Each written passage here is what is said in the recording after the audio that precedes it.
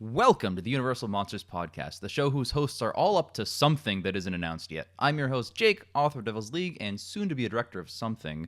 And with me, as always, is the creator and host of Screenplay Archaeology, and soon to be an author of something, Kieran Head, aka Bruce. How you doing? Pretty good. And of course, my other co-host, the creator of Emerald Cool Studios, and soon to be an actor in something, Xander. How you doing? I'm doing good. Every month, my fine co-hosts and I, who are all presently doing something, break down a bunch of Universal Monster news across movies, shows, theme parks, physical media, and anything else regarding these classic monsters. After that, we talk about the topic and the title of the episode. So, are you guys ready for some news? Yes. Yeah, always. This is the national station broadcasting this evening's news.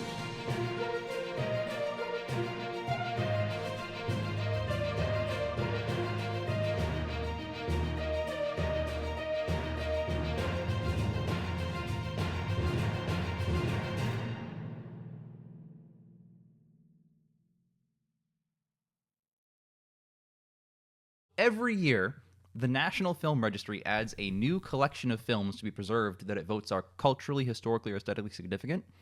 In all of its history, there have been 7 Universal Monster films added to the registry and 1 non-Universal Universal Monster film in the registry. So we have the list of 8 that I have here. They're all the 7 that are actual are all classics. They're not like remakes or anything like that. Why would they be remakes? So Yeah. You guys want to take turns guessing? I guess I'll go. I'm going to say Bride of Frankenstein. Yes. Dracula. Yes, that is one of them. Dracula, correct. Invisible Man? Yes. Wow, you guys are just hitting. The Wolfman? No.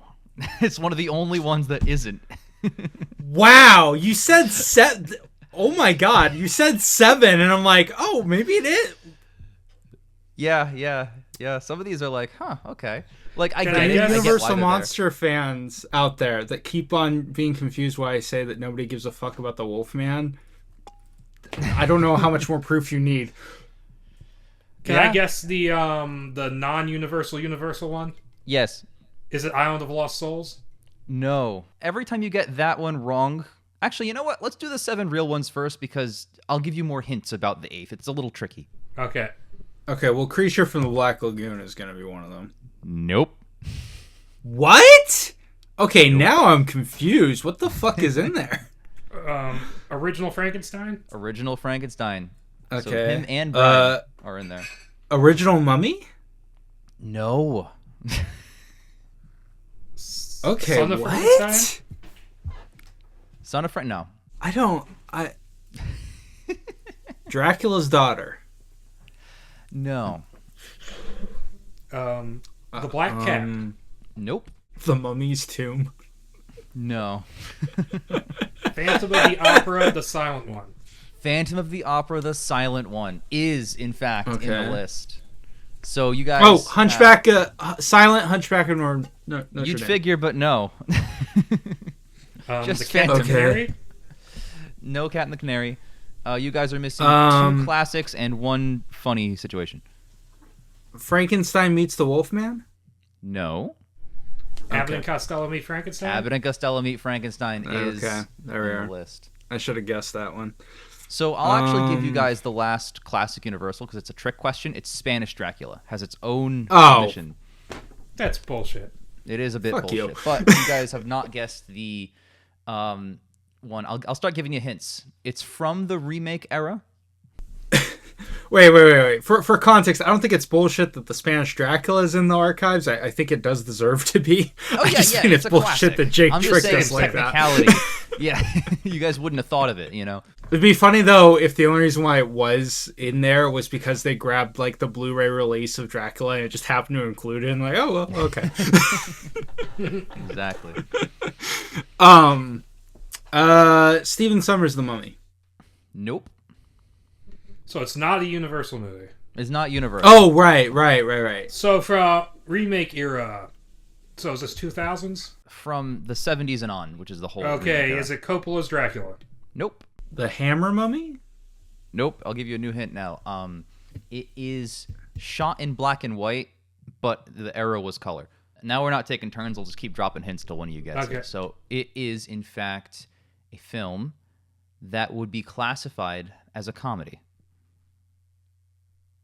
Oh, Ed Wood. Comedy in black and white. No, it's not Ed Wood. Okay. I don't know if I've seen this.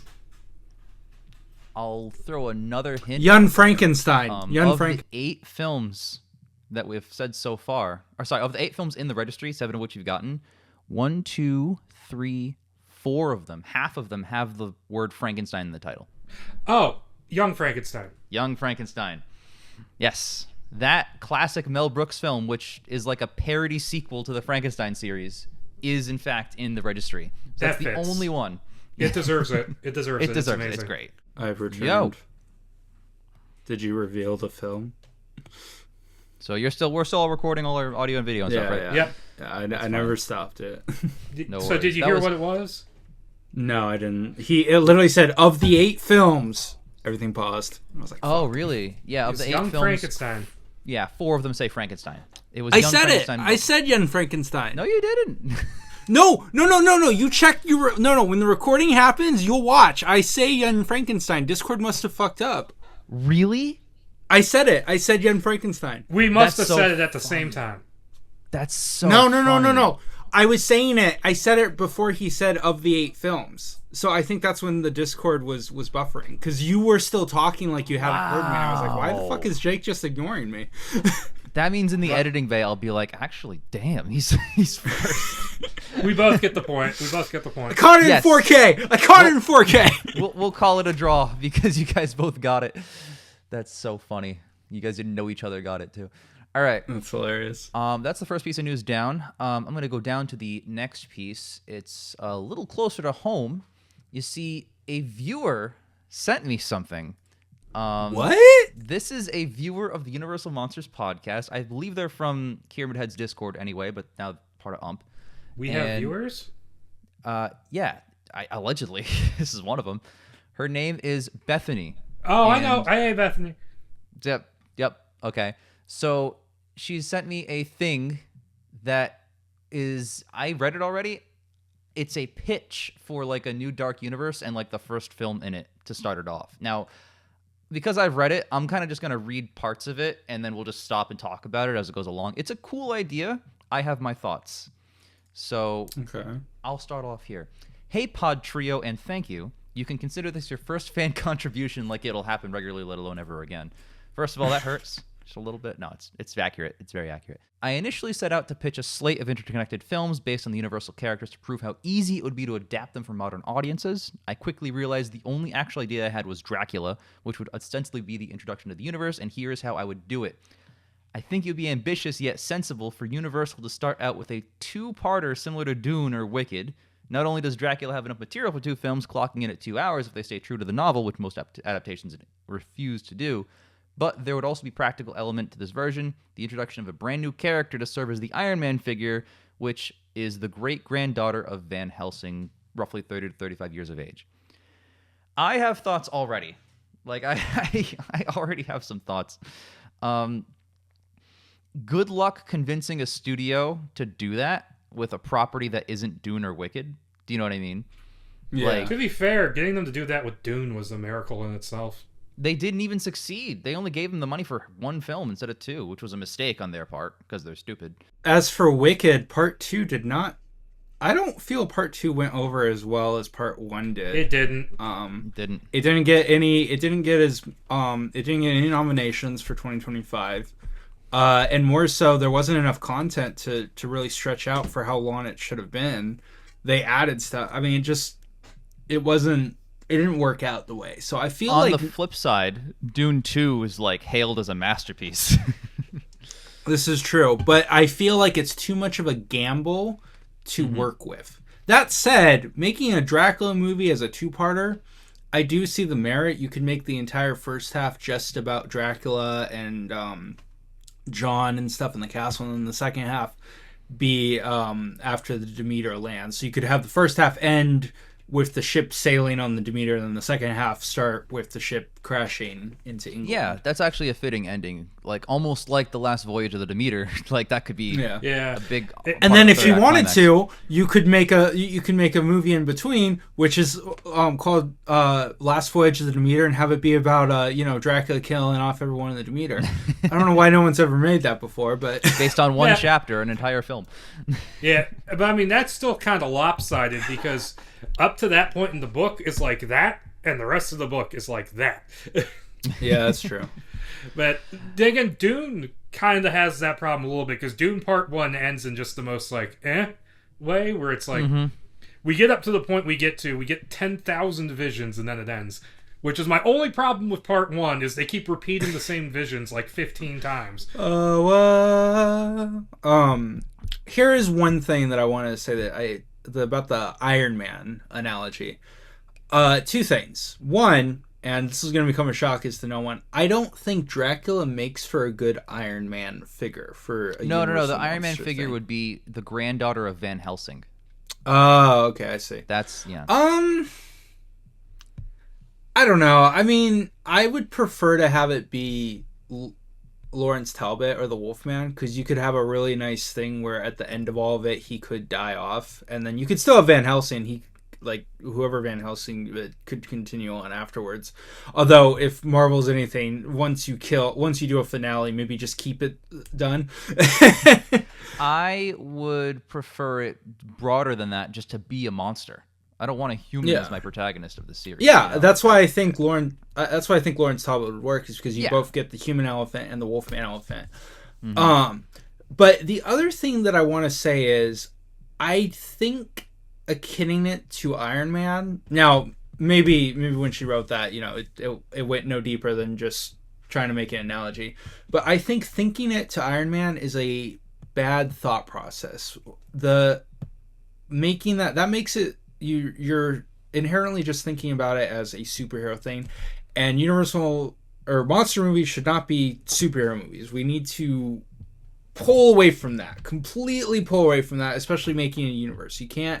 We can't do that. We've already seen what happens when that happens, and it should have never gone that way. Let me continue with this pitch here. The films themselves would be gothic, mature, scary, and atmospheric, while also taking the more bombastic parts from the novel and elaborating on them just enough to make it exciting, and so it's also believable to the audience that this is a world where gods and monsters can battle it out with consequences for the main characters. The franchise after this would not emulate Marvel. It would keep in horror genre and instead be compared to the Conjuring universe, like crossovers House of Frankenstein, House of Dracula, the same way you would mainline Conjuring films and films for individual characters like the spin-offs, such as Annabelle and the Nun, except not shit.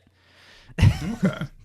All right, well, that's good. I'm glad the line of thinking. I'd like to point out that I speed ran that, but the grammar was good in the letter. I just, of course, that's on me.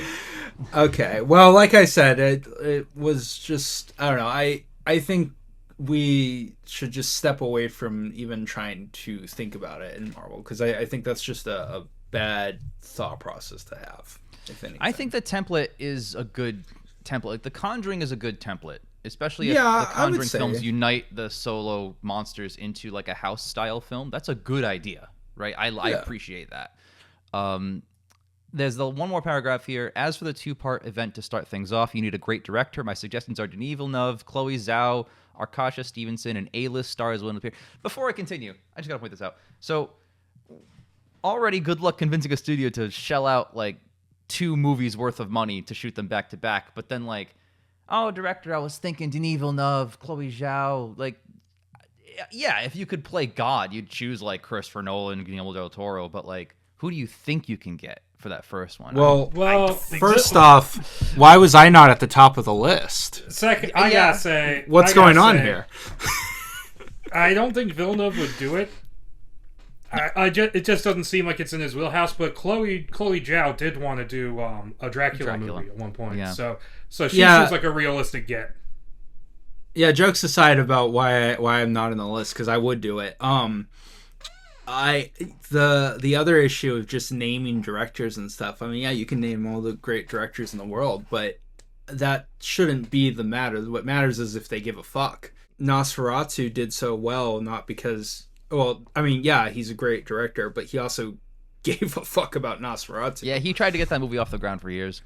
Yeah, like you can't just be like, okay, well, this is a good director who does this kind of good stuff, and you know, like, this actor will be good and stuff, and then yeah, it'll just work. That's too, you're thinking about too much of a business thing. What makes it work is when they care, they love it, they want to do it, like, and you know, even if it looks like a movie would work well with that director, they could just not give a shit.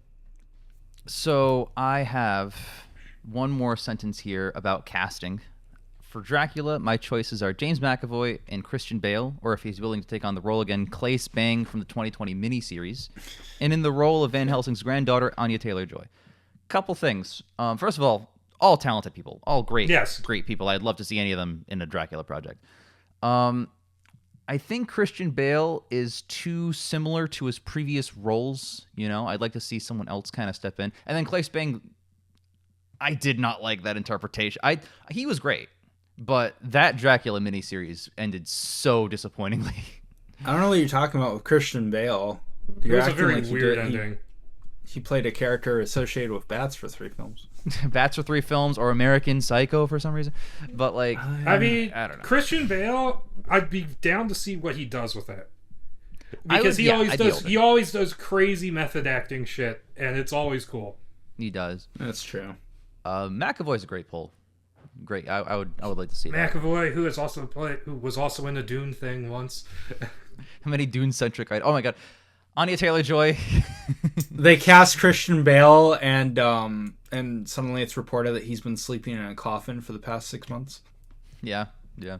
Christian Bale actually got younger to be in the role. You know, he just reverse aged, because that's what Dracula would have done. And I mean, it would be kind of funny to see an actor who played Frankenstein play Dracula. Yeah. James McAvoy was Dr. Frankenstein, don't forget. Oh, true. And Christian Bale was the monster in The Bride. Yeah. So, but as far as Anya Taylor-Joy, I'll watch her in anything. So I sign off on that one. Yep. Yeah. All approvals all around from us, obviously.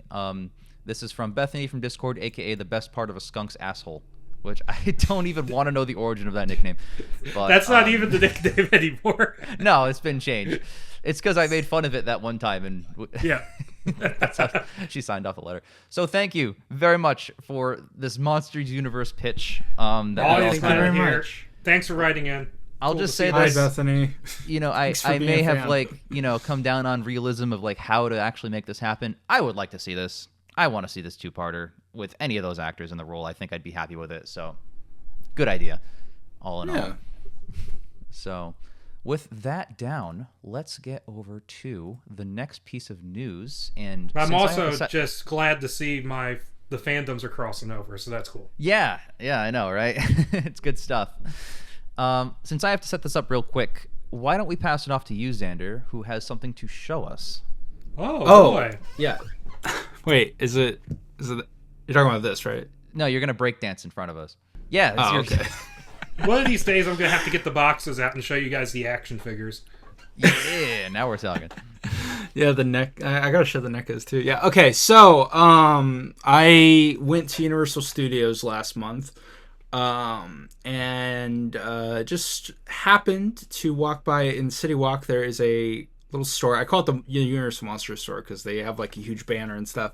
Happened to walk inside, and lo and behold, nearly all of the merchandise from the Epic Universe's Dark Universe park was in there. So I was able to acquire the Wolfman hoodie, and the Wolfman shorts. Oh, so, hell yeah. Let me step back for a second to give a good 360. I mean, the man never changed clothes for like 6 movies. Things that Lawrence Talbot never wore in his life. Hoodie and shorts. I'm going to sound like an infomercial for a second, but the hoodie's actually really cool. It's more detailed than you think. Like, these scratches, they have like, it's actually like, they have like fur pieces coming out. Yeah. There's scratches on the back of it. It's hard to show, but like they're right cool. there. And then let me show off the hood for a second. He's going to hood up. Oh, dude. Ears and stuff. Come on. Makes you look more like a bear than a wolf.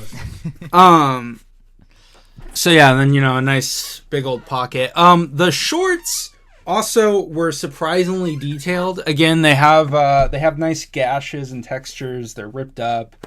I feel like they do run a bit small, so if you do plan to get them, I would probably go a size up from what you think you'd fit in. The hoodie was $80 and the shorts were $50.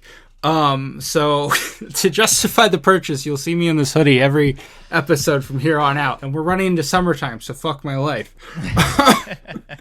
Either way, it is a good quality hoodie. I do love it. It is nice and warm. I've taken my dog out for walks in the morning. You had your headphones out, but Bruce commented that when you had the hood up, you looked more like a bear than a wolf. Yeah. They also at the store they had I won't show the picture because I look ridiculous. They had a headband with wolf ears too. And I'm just like, oh my god. They also sold gloves and I think like slippers and stuff, but I said I didn't need all that. I just wanted the nice fit. It's a sick looking hoodie. The Thank shorts, you. I don't know. I hope the shorts weren't that much money because they, aside from the fraying, they don't look that different than just a pair of shorts. Like, I like the hoodie because it's unique. Yeah, the shorts were $50. I mean, if you go in like Target, like a nice pair of shorts, I think are $35 to $40. Sure. I'm not really sure. Honestly, on camera, the shorts do not look as cool. Like the shorts, like on a picture on camera, they look very mid. But you see them in person, and you're like, oh wow, there's like a lot of nice detail into it. Like it's cool. But I mean, I did it because I'm a huge Wolfman fan. So I have another.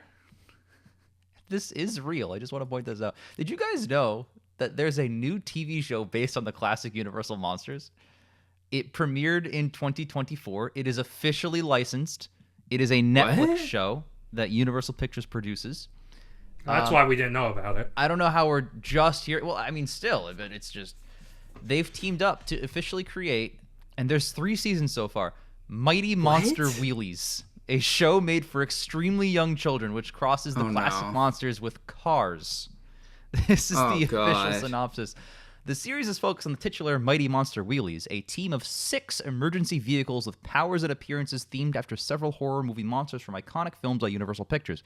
The team does its best to help out in the town of Motorvania whenever the citizens are in a pinch, called to the job by Mayor Van Helsing, voiced by Weird Al Yankovic, ringing the bell atop their garage base.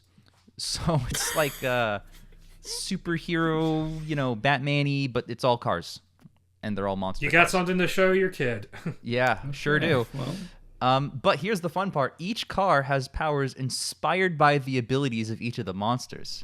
So I read like 1 or 2, and I was like, no fucking way. So I had to get rid of it and pull it up on the show. Are we ready?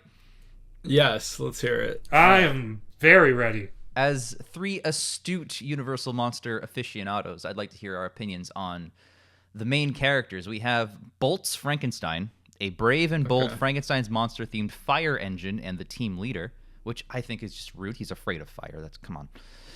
Bolt's powers... He destroys fire, so there you go. Fire is good. Fire is our friend. It's a recontextualizing the monster. Bolt's powers are strength-related, and in addition to a water cannon and net, he can extend his ladder arms to reach great distances. In Season 3, he powered up with a fire mask to protect himself against the fire. That's cool. Okay, so... It clearly whoever made this show has actually seen the classic movies. Axel Bride, an inventive and collected tow truck themed after the Bride of Frankenstein and the team's mechanic.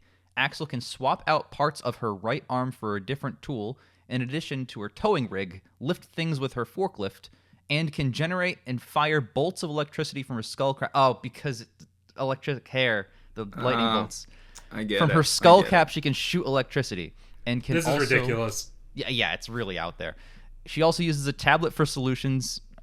That's not a power, I'm sorry. In Season 3, she powered up with a double tool to swap out parts of both of her arms. Wow. I like how only Season 3 has notable Something happened in Season 3 where these guys got a little more powerful. I don't know. It was a big fight with Aminet. I would normally say the voice actors, but most of them don't even have a Wikipedia page. Like, they're super obscure. So we have Sonny Dracula, I'm really excited to hear about what this guy can do. A light-hearted and confident Count Dracula-themed vehicle who can transform between a motorcycle and a helicopter. The fuck? Because he turns into a bat, they have him transform into a helicopter. So he's Dracula Prime. He's Dracula Prime. I'll kill you. Sonny is equipped with a searchlight and tow cable in addition to creating powerful winds via their rotors. Okay, because weather. That's actually pretty close. Yeah, shockingly creative. close. And they can detect people through echolocation. In Season 3, they power up with their ability to shrink and grow back to their normal size. I don't like that Season 3 powers. I don't like what happened here. Yeah. What the hell? So does nothing happen? Does nothing happen in the first 2 seasons? Nothing significant. They're just sitting around. They're like, so anything's going on, Van Helsing? Nope, we're good. All right. Yep, they're just like saving All right, like cats who's from next? trees, and then like Season 3, I guess the devil shows up and things matter. I don't know. But Guys, listen. This show is good. You just have to sit through the first 2 seasons, but trust me, Season 3, that's when things really ramp up. So it's a Star Trek show. look.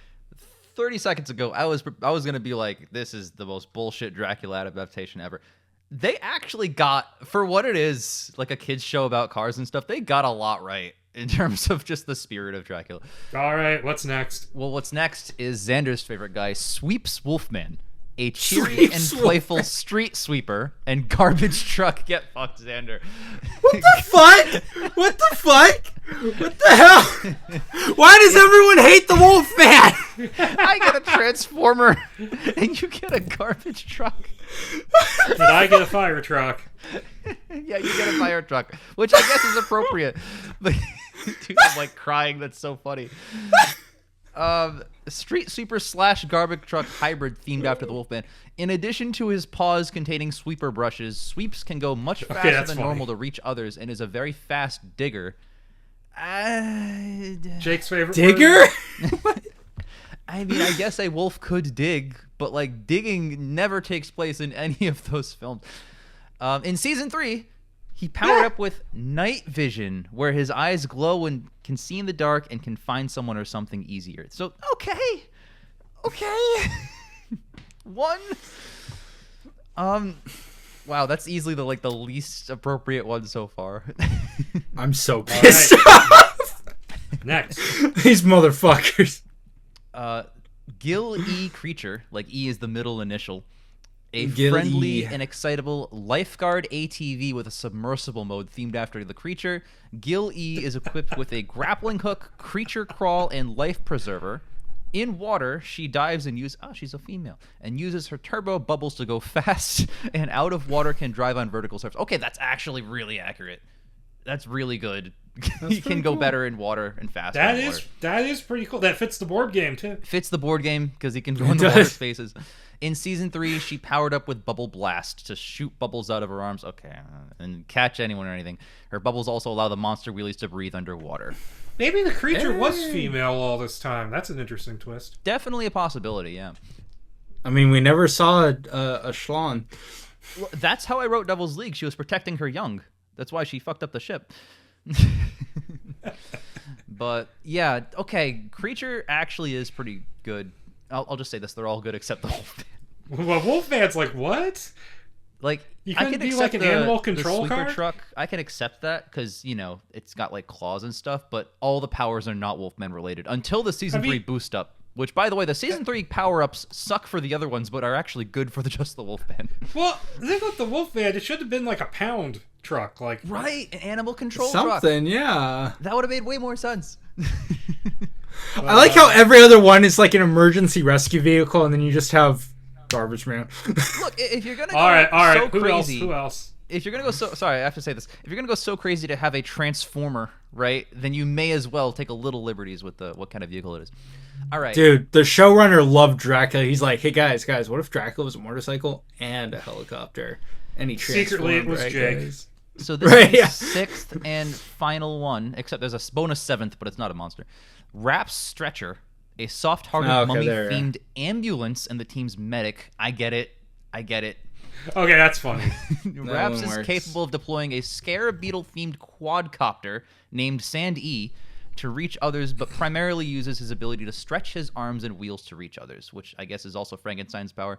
He uses band-aids or bandages to fix holes and pump them up. If there's a dent, he uses a dent popper. He also it's a lot of detail for a kid's show. He also uses a hot or cold pack, offers them water, uses a thermometer to check if someone's not feeling well, and he can also use bandages and ropes. That's all before the season 3 upgrade. Dude, Mummy's stacked. He's stacked. He's the most powerful one. Well, except for the Transformer. In season 3, he powered up with Mummy's shields to block anything and protect the system. Okay, yeah, maybe he is the most powerful one. Okay, so I was waiting for it to say in season 3 he powered up with a defibrillator to cause heart attacks. I was gonna say the Mummy can give someone a heart attack and then make bank by driving them to the hospital. Yeah, in the scam version of Mighty MonsterWheelies for children, I'm pretty sure he could just do that. Oh my god! And then one of the only notable names, D. Bradley Baker, voices Sparky Sparks. Very creative. A robot dog and the newest member of the MonsterWheelies, which is just no details on that one. Who cares? Recurring characters, Weird Al Yankovic as Mayor Van Helsing, a mail truck and the mayor of Motorvania, named after the human protagonist, blah, blah, blah, blah, blah. He's the only character aside from the MonsterWheelies themselves to appear in the series regularly, for he is responsible for alerting the MonsterWheelies with his MonsterWheelies alert phone to any disaster or emergency. I like how in-universe they say they're MonsterWheelies, which is just a very comically funny nickname. I just realized what this is. It's the town from Cars, but with monster cars. Yeah, I picked that up earlier on. It's just Cars, but Universal Monsters. Probably better than most of those movies.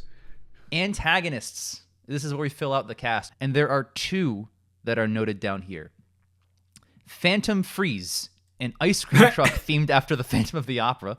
Phantom Freeze is notorious in Motorvania for controlling others through hypnosis. Okay. With music played by a built-in pipe organ built into the ice cream truck. That's cool. Typically to make sure that people still desire her ice cream as she snaps her fingers to undo the hypnosis. The only thing she can't hypnotize is animals. In season 3, she also gets a power-up. She became the friend of someone I'm not going to name yet because it's the last one.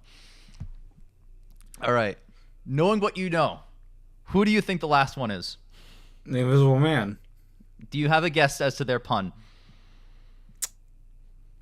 I do not. I'm these writers are too smart for me. I can't think of puns like this. Okay. All right. No one wants to wager a guess. I will. Transparent something. Better. Sean Astin plays the Invisible Van, a white cargo van. Named after his ability to turn invisible on demand. I mean, that's pretty obvious. I mean, come on. And going visible when he appears, Invisible Man is notoriously narcissistic, often only committing his crimes to serve himself, but never deliberately meaning to cause harm to others. In season 3, he became Phantom Freeze's best friend. Okay, so that's shockingly accurate. Funny enough, a car that can turn invisible is probably not the most beneficial thing. You're right. You're gonna get car accidented all day long. Yeah, exactly. Because it's like, oh, I can't see you, and then a car's just gonna fucking run into you. It's like the when I did that Invisible Man script on Screenplay Archaeology. It's like, do you really think an invisible army is a good idea? They're just gonna bump into things. In season 3, he became Phantom Freeze's best friend. What a power up! That's a great power up, man. Like, it's a great power up. There are characters in here that like the monsters know because they're all like friendly, happy people. One of them is Sweep's personal hero, Sprocky, a blue monster truck, which nobody is except this guy. What a better fit for the Wolfman, by the way. So yeah, that's this show I found out about literally days ago. And yes, Bruce, you said it as a joke, but I will in fact show my son this show. Whatever day that is, I'll report back on whatever episode that we watched together and give you an update. You'll tell us what happens in season 3. Yeah, I'll have to get that far to know what the context of the power-up is. I mean, I'm definitely not watching it alone. I'm a grown man. But yeah, all right. It's the father-son watch-along. Exactly. I'll do the commentary. And he'll go, I'm throwing up and shitting myself. So that'll be fun. Speaking of throwing up and shitting yourself, Lee Cronin's The Mummy is our next topic. This is our big one, guys. This is, it's not the main topic because we have a main topic lined up already, but this is, by pure technicality, a brand new, through a licensing deal, Universal monster film based on a classic Universal monster. So I'll just preamble this a little bit. Have we all seen Evil Dead Rise? No, I never. I can't watch the Evil Dead films. I've seen every single Evil Dead movie, and I'm anticipating the new one. I also have seen them all, but I watched them all recently. I kind of binged them. I grew up with the original trilogy, pretty much. I saw them in reverse order. This was an anticipated one for me because I like Evil Dead Rise. For me, I think Evil Dead Rise is my favorite of the series. I think the original trilogy leans a little too goofy, and the 2013 film is way too serious, and I think Rise is the perfect tonal balance between them, and it just brought everything great about both, So I think Rise is the best one. I'm only talking about this because it's so relevant to The Mummy, like if you've seen that film. Rise is a genuinely great story, and the body horror is not the point. The point is the story, like the character motivations, and they deal with the body horrors that goes on. Lee Cronin's The Mummy is also a really interesting story. It's a very similar film, but I have problems with it, I think, because I've seen Evil Dead Rise, and I'll get into why later. But how do you guys feel about Lee Cronin's The Mummy? What were your expectations going in? I was kind of hyped. Like, there was that weird period, like, late last year and early this year, where there was all these, like, weird articles coming out going, oh, it's bombing test screenings. Oh, James Wan walked out of the theater. Oh, it's maybe too disgusting for some people. And I just kind of put that aside because I really liked the teaser and then the trailer for it that we got. So I'm just like, okay, this is going to be a cool kind of new take on this. I'm not expecting, like, a reverent one because it's not really a Universal movie. And I watched it, and I kind of just felt, that was kind of a straight down the middle, okay horror movie. I'm not invested in this. I'm not going to, like, complain about it too much, but it was a movie that I felt like was all right, could have been better. I feel very similar. I was ready to, like, kind of bash on this movie at first when when it was announced, but then, then that first teaser came out and I was all in. That teaser had me hooked. And then that trailer came out and I didn't watch it because I was starting to get the sense that it was, like, giving away too much. And my mom had watched it and she's like, yeah, it really changes the direction of what it seems to be. And so then I heard all, like, the discourse and stuff, and I was like, okay, well, I'm not really sure how to feel about this film. And I saw it, and a couple things. One, it really should have been called What Happened to Katie. Yeah. And two, it is a lot more concerned with grossing you out than telling a compelling story. I feel like the characters fall very flat. I wish that the whole story was just about the mystery in Cairo, because that was the only interesting shit. Yeah.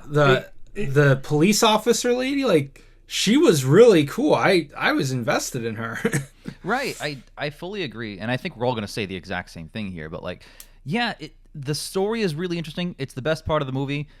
But the movie, especially the second act, it would be like, him downstairs with the crazy person board, like, oh, mystery, hieroglyphs, I got to figure this shit out. And then it just cut to, like, Katie throwing up, Katie crawling on the wall, Katie's toenail getting ripped off, and it's like, okay, interesting, but, like, we're spending way too long distracting ourselves from what I like about the film, which is, like, how interesting the mystery is. And we're kind of stopping the flow and the pacing to just go into, like, more gore. And gore's fine. Yeah. I love Evil Dead Rise. I love gore. But gore, in this case, halted the interesting part of the movie. See, I don't like gore, so for me it was nothing. Also, quick note about the dad. I thought it was hilarious. Every time he was freaked out or scared, he had this bug-eyed look, and I had to stop myself from laughing because he'd go, like, he tilts his head big and does this. And I'm like, dude, calm down. You're overselling it. It gets to a point where there's a scene in the climax where he watches a VHS tape, and it's supposed to be him getting this shocking realization of what he needs to do to fix this situation, but it just looks like he's disassociating on the couch. It looks like he's frozen. Yeah. Right? And so, like, I thought, oh, is that a new mummy power we're introduced? Or is he, like, literally frozen? But, like, his arm was, like, up in the air, too, like this. Like, I don't know. It's not the worst. It's not the worst Jack Rayner character. That's still... Oh, God, no. That's still Transformers. I like his character in this. Yeah, I mean, it was interesting. He just doesn't look anywhere near old enough to have a 17-year-old kid. Well, the problem is they skipped 8 years later, but they all look identical. Yeah. Even the kid does. Even the kid does until spoilers, but I'll withhold that. Yeah. I wish I could talk about the spoilers because there's a few funny riffs I'd like to go off of. But the thing is that, yeah, I agree, because I thought following May Calamui's character in Egypt was really interesting, and the stuff where the dad was investigating, that stuff was all interesting too, but then it would be like, oh, Katie's doing something weird. Oh, she's crawling around in these ridiculously huge crawl spaces in the walls. Which, the geography of this house made no sense. Yeah, it is strange. And the tone of this movie was just strange, because it would be, like, seriously disgusting, and then it would do, like, a ridiculous comedy scene, like when they're dragging the wheelchair up the stairs. Right. Or I didn't know anything involving everything involving the grandmother was hilarious, because Katie just hates this woman immediately. Like, the first thing she does when she gets home is fucking headbutt her in the face. Yeah, for saying a prayer. I'm like, How dare you? Why would an ancient Egyptian thing give a shit about, like, a Christian prayer? That's a good point. This was before Jesus. Because this is meant to be, because it's meant to be Egyptian exorcist. Yeah. Yeah, but it's just Egyptian the Exorcist. It's Exorcist, but so much of this movie is Evil Dead Rise 1.5, and that's why I brought it up so much. It feels like he had leftover ideas he didn't use in Evil Dead Rise. Yes. And just sort of fitted them into this. And I've not seen the film he did before Evil Dead Rise, called I think it's called The Hole in the Ground, and apparently that has a very similar setup of kid goes into the hole in the ground, comes out, and is different. And even then too, like, I think 1-to-1 the abilities of the monster are identical. Like, it's an undead creature, whatever, possesses you. You're like an undead corpse, but you're walking around super strong, healthy. You're crawling on walls and shit. You know, you're throwing up. Throw up is somewhat of a projectile weapon in certain cases. You have, and even like scenes, like when she lures people to the door and she's like, "Come on, we're gonna be friends now. Let me out." And then she's like, "I'm gonna tear out your skull." Her. That's an Evil Dead trope. Like, all the movies do that. So, like, I feel like it is just like they took the image of a mummy, which is just a dude wrapped in bandages, and went like, let's put as much Evil Dead into this as possible and just make that. And I don't know. Had I not seen Evil Dead Rise, I think I would like the movie more. But now that I've seen this is what this is, it's like, oh, you know. But I feel like, to touch on the whole mummy thing, I feel like they could have squared that circle a little more gracefully. They could have, like, gone a little more halfway between Evil Dead and Mummy, because there's this whole thing where I read in, like, the early reports, they talked about how, like, there's, like, bandages growing out of her skin, and that does happen, but it never amounts to anything. It's just there for exposition, so that her father can get the hieroglyphs and then read them. Yeah. That was the only gore scene that became relevant to the plot of all the gore scenes, because the bandages are relevant to him going to the Egyptian guy, whatever. Yeah. Everything else that was gore related was cutting away from things that mattered. And like, there's also some Evil Dead Rise connections in here, because apparently, according to Lee Cronin, the professor he goes to talk to has the same last name as the family from Evil Dead Rise. Huh. He says it's in the same universe. But the other thing is that it's one of the actresses from Evil Dead Rise has a cameo in this. No way. In a completely pointless scene where the younger daughter calls her teacher a rat-faced cunt. That's the one actress. Oh, that's that actor? Okay. I don't know. Evil Dead already has pretty complicated lore. I don't know if you want to add in Egyptian mythology because that does not you add don't up. need to. And the whole thing is that the Egyptian thing in the movie is completely made up. It's not like an actual ancient Egyptian lore thing. No. There's it. I mean, like, okay, technically because it's in Egypt and because there's a bandage wrapping and a ceremony, That's it. fits the criteria. But you can do that with anything. It has nothing to do with mummies. Well, they could have, like I said, they could have squared that circle better by maybe making her look a little more mummy-like, right? Instead of just looking like kind of a weird-looking little girl. I didn't even know that there were bandages on her skin. I thought that was just old shitty skin until they started tearing off the things with the symbols on them. So, and then there's a scene, not to spoil it, but there's a scene at the end where it implies her skin is going to get ripped off. Mm-hmm. And she just looks exactly the same afterwards. Yeah, and then there's just a bunch of bandages on the floor. I'm like, okay, so they look the same as her skin, but there's scenes earlier where she's like using that like fire poker to scrape at her leg, and now we know it's to take off the bandages, but there's blood, there's skinless area underneath, so it implies the bandages are the skin. So I don't know. I don't know, man. And look, another thing too is like it was the easiest thing in the world to give, like, even just like one mummy power or mummy ability or mummy thing or mummy scene. And there's even a scene where she's fighting the grandma and she's like, I can stop your heart. I'm like, oh, is this the first one to do it? She throws her out a window. She yeets her out the window and she gets eaten by... She defenestrated that lady.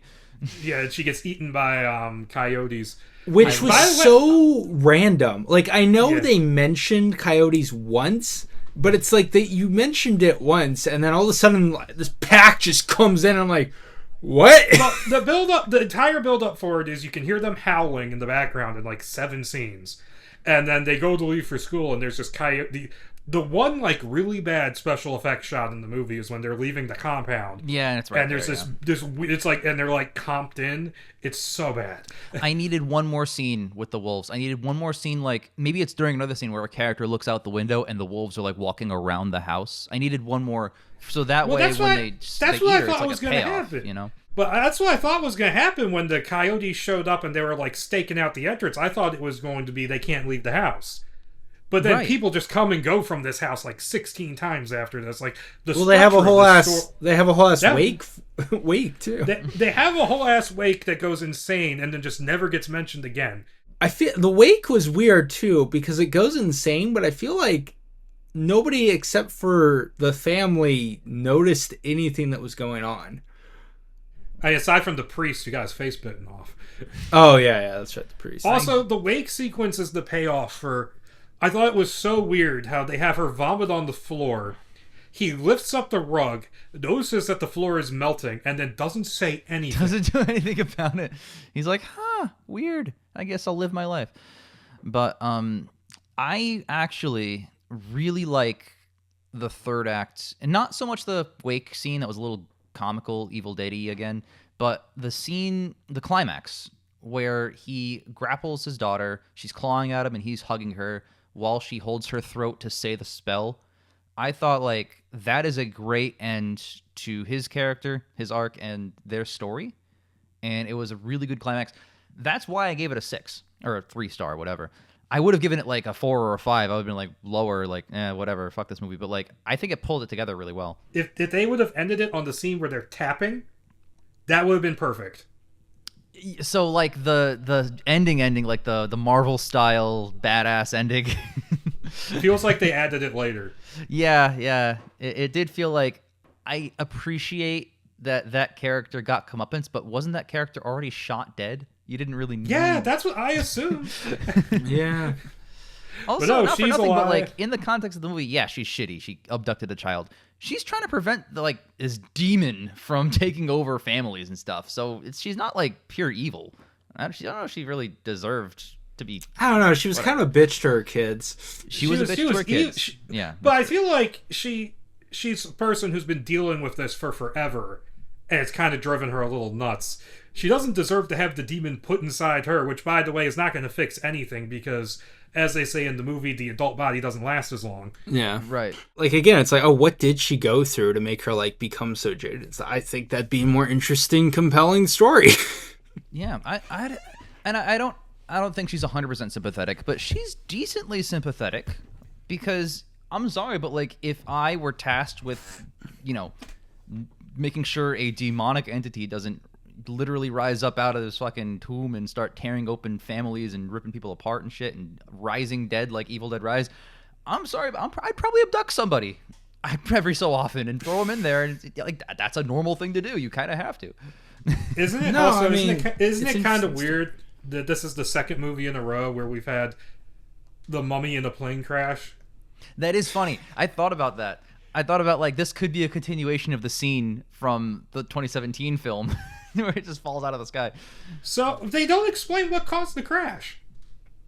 No, I that? assume it's implied that the mummy, whatever inside, fucked with some magic bullshit and caused the guy to kill himself or whatever in the plane crash. That's what I assume happened. I don't know. No, the plane just crashed. Because it didn't get very far. It got like miles from their house. Right. That one shot of the plane falling was pretty cool, though. Yeah, well, it was dope. I like that they did the right physics thing and you heard it, or you saw it before you heard it. Yeah, that was cool. And, okay, I will say that in a bubble, the dad holding his daughter and, like, taking in the whole thing is a good scene. But, like, in the full context, again, it's just, like, I feel there wasn't enough there to really, like, make it... I don't know, there's just really not much going on. And also, I have to say, it was kind of funny because he's like, do you remember the words? And she's like, yeah. And maybe it's just because I don't speak Arabic, but I was like, remember the words? I barely remember what they were saying. Like, you've only seen this video like maybe if twice. If it was like the mom character speaking that, I'd be like, how did you learn that so fast? But like she speaks it, so that makes sense. I hope that in Arabic, whatever the chant was, it's like a very simple amount of words. Because like if it isn't, it's like, fuck you. There's no way you're remembering that off it's the two same watches thing, of VHS. It's the same like 10-second phrase over and over. It's definitely repeated. Okay.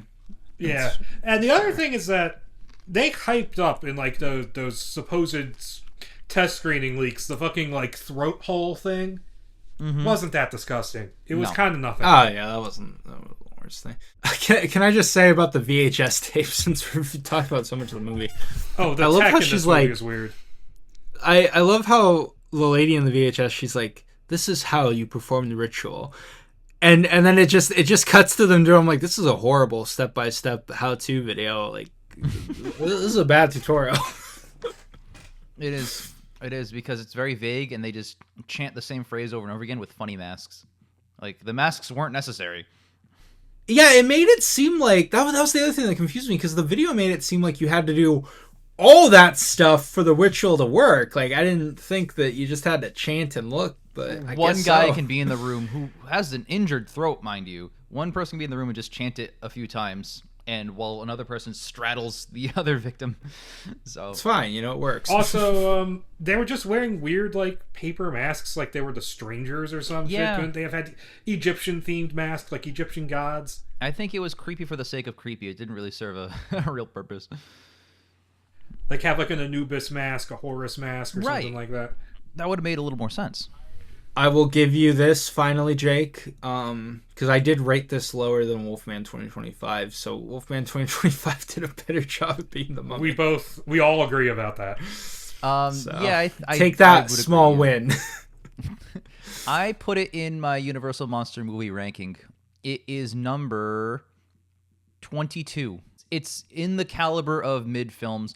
I was sitting with it for a while, like, ooh, do I give it like a 7 or a 3.5 star? I'm like, I don't know. When I left the theater, and then like thinking about it at home, I'm like, no, it could have. It's a lot of potential here. It could have been so effective with very little changes, and it just chose not to do it. So, yeah. I think I'd rather watch The Mummy's Hand. No, that shit's weird. I don't mind The Mummy's Hand, but I think Jake, is this your second favorite Mummy? This is, yeah. If we don't count the Hammer one, this would be my third. The Mummy 1932 is the only one I give a 7, which is higher than any of the other scores. So I'm waiting. So we've had a Wolfman movie that doesn't have a werewolf. We've had a Mummy movie that doesn't have a mummy. Who's next? Do we have what's the next monster that's going to be the title, but the monster's not actually in there? Abigail didn't have Dracula. At this point, we just will not get a Frankenstein movie. Like, just straight up. It's going to be Creature from the Black Lagoon, but with just a guy swimming around. Yeah, it's just a guy in a mask. He's playing a prank. Blumhouse ain't going to pay for a monster. Creature of the Opera. Creature of the Opera. Oh, no. We get a Phantom of the Opera remake, but it's a community college play. So the Goosebumps book, Phantom of the the Opera. Goosebumps one, exactly. But it's not even a musical. It's just. Oh my god, that's so fucking funny. That's so great. So this was I will call this a disappointment. I don't think it's a bad movie. I think it's fine, it's passable, it's whatever, but it's definitely not what it definitely could have been. So that's how it was fine, but it's one of my lower rated movies of the year so far. I agree with that. Yeah. I didn't like it. But I also skipped a lot of the dog shit movies, so we have a bit more news on the Scooby-Doo meets the Universal Monsters. So I've been following, obviously because I'm going, I've been following it feverishly, and we might get, because from all the photos and stuff, you're just seeing the usual three guys that walk around the park anyway, which is Dracula, Frankenstein, and then the Bride. But in the synopsis, it does mention the Wolfman. But there's been no photos or show, in all the promo stuff, it only shows the three. So I don't know if that's actually true. In this clever adventure, guests will set off on location via the studio tour, cast as extras in a fictitious monster movie until a mysterious villain known as the Phantom Director hijacks the production by unleashing the Universal Monsters: Frankenstein's monster, Dracula, Bride of Frankenstein, and Wolfman, throwing it into chaos and bringing the filming to a halt. I think it's going to be Eric, the Phantom. That's my guess. Eric the Phantom. I think it's gonna be Alex Kurtzman. I want it to have everyone. I'd love to see the Mummy there too, and then an Invisible Man, because they have the Epic Universe costumes already set up, so they could just fly something down. I want to see all of them. I was just saying that they did mention the Wolfman, so I'm kind of I really really hope. But I just want to see more than just Dracula, Frankenstein, and the Monster and the Bride, because those guys walk around the park all the time anyway. You can if on a good day you can run into all three of them. So I want to see all of them. Me too.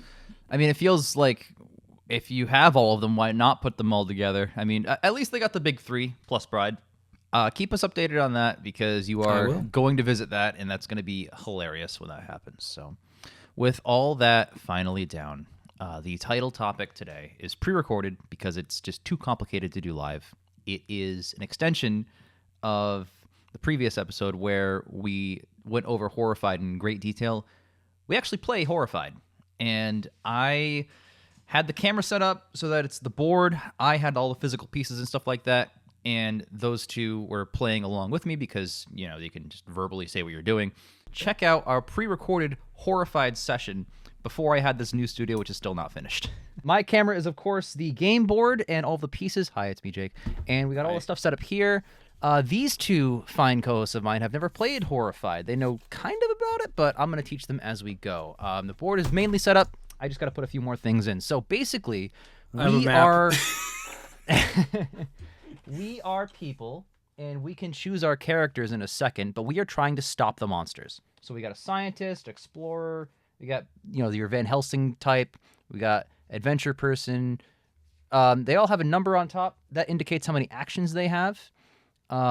She has no actions, but she has the biggest special ability, so it all compensates. Whereas what is her name? The mayor, who's in a wheelchair, has the most actions and no ability. That's it. So kind of depends what you're looking for, but basically, an action counts as moving to a space. Okay. Doing an action in a space is also an action. So let's say I want to stop the Wolfman and I want to build the cure, right? I got to go to spaces, collect items to do that, go to the lab, right here, and build it, which also costs an action. Then now that I have the cure, I need to take that cure to the Wolfman space and use an action to blow him up, basically. Okay, so it's like an RPG. In essence, yes. It's a very intuitive, simplistic RPG. Now, I have framed the camera such... your actions don't replenish? Yeah, every turn. So on your turn, you get like 4, let's say, actions. You can spend them however you want to. Then it's the monster's turn. The monsters move between each of our turns, which is why when there's 7 monsters, it's nearly impossible. So the game recommends 2 monsters is easy, 4 monsters is on the harder scale. Usually don't do harder than 4. You're going to lose pretty quickly. So let's only 4 save Frankenstein and Bride because they're together. We'll do those next. That's a whole thing. Let's pick that 2 one's kind monsters of between Dracula, Wolfman, Mummy, Invisible Man, and Creature. Who do you guys want to fight? Well, I'm biased, but I'd love to fight the Wolfman. All right. I want to fight Creature. Bet. Wolfman. And Creature. Oh my God, those are the ones I wanted to fight. Hell yeah. All right. So Creature doesn't get enough love, so we gotta. Yeah, of course. Yeah, he was invented after the Abbott movies. So here we go. He's all set over here, and the camera can only Abbott movies. The camera can only pick up 2 of them anyway, so that's why I'm saving Frankenstein and Bride for later. We can do 3 technically. So, Creature, I'm gonna put the boat. He gets a little boat. He goes right here at the start. Now you'll see he needs a boat. There's a bunch of colored X's that go around in a little like swampy path. You have to spend colored items of that color to put the boat on the next closest colored space to get the boat to the creature's lair. In the creature's lair, you need to spend 1 of each of the colors. You'll see it right... Sorry, it's hard to organize. There. Yellow, red, and blue. You have to have 1 of each of those items in his space and blow him up with an action. So it kind of mirrors the plots of the movies, how to defeat them, but they're all playing out simultaneously. Like this is an Abbott and Costello movie. That is the best way to defeat a monster. Blow him up. Blow all of them up. Wolfman, I kind of jokingly went over how to defeat him, but you go to the lab, you build a cure, you have to spend items with a certain number on top, 1, 2, 3, 1, 2, 3, and you can put the item down that only has that number on it that's blue. He can only take blue items because they're scientific items. You create a cure, which looks like, and this is important because only you have it, it looks like, oh my God, I can't pick it up with my stupid human fingers. This is the Wolfman cure. Okay, so it's a beaker. Blow 'em up. Who knows? It's a beaker, yeah. So now you, as the player, have that in the lab. If you want to give it to someone else, you got to go to their space. Transferring between players does not cost an action, but being in the same space, you have to like go there, obviously. One other fun fact is that the creature is the only monster that can utilize the 3 water spaces. So he can go faster than every other monster to get to you and kill you. Cheating bitch. Jesus. He starts in, you're going to be surprised, it's the lagoon. Is where the creature starts, right there. What? He starts in the lagoon? Even better, guess where he starts? The mansion. Holy shit. They're right next to each other. I never knew. Sounds. So, we each get to pick a player. So, we have scientist, explorer, professor, inspector, mayor, courier, archaeologist. Can I pick? Yeah. Yeah, go for it. I will be I'll be the inspector. All right. So you have 4 actions. Your special action is you can place your hero in any non-water space with a monster. So you can teleport right to a monster with an action. So you're great for late game, blowing shit up. You're great for that. Xander. You said the explorer had a cool ability, right? The explorer with the least amount of actions can teleport to any non-water space. Oh, Oh, okay. I want to play the explorer. Yeah, she's goated, but she has super fast turns, obviously. She's only 3 spaces. So that's okay. Those 2 together. That's you guys. I go back and forth, but I like the professor because I can move any hero or villager 1 space with my actions, and I can kind of save people. But I also like the scientist because she can add 1 to the strength of any item. You're Professor X. I'll be Professor X. I mean, just for the Jake, it's the closest to Van Helsing. I mean, come on, you love Van Helsing. That's true. That's true. honestly, I'll be Van Helsing because I do not buy Hugh Jackman's Van Helsing as a professor. No, he's an archangel, Bruce. Yes, he's an angel. That makes way more sense than just being a professor. When does he get his wings again? I think it's in the 10th movie we made. Oh god, that's a whole thing, isn't it? So the inspector spawns in the precinct. I start at the hospital, and more on that in a minute. The explorer starts at the camp. Unfortunate for you, you're like 2 away from the creature. Now, oh boy, you're 2 away from both. When you die, so a monster has to be in your space and perform an action that kills you for you to die. You spawn in the hospital, the terror meter goes up by 1 if you or a villager dies. So villagers, who are characters from all the movies, spawn in depending on the card, and it's on you to like go to them, bring them to where they have to go. You get a perk card for doing that and saving their life. Perk cards. Pull them out here. Gosh, save a bunch of dumbass peasants. These are all the bad guy cards. The good guy cards are for us. You can place someone in any space. You can place the Wolfman in any space. You can move a hero up to 4 spaces at a time. You know, it's all moving related. So it's all pretty useful. At the start of the game, we each get 1 at random. These are the instruction cards. I'll put those on the side. So here's Bruce's. Move a hero up to 4 spaces. So you got that card. Xander? Oh. The current player takes 2 additional actions, which is huge, because you have no actions, and place the mummy in any space or move any monster 3 spaces. So it defaults if there's no mummy. Okay. So let's say it's a monster's turn. This card, right?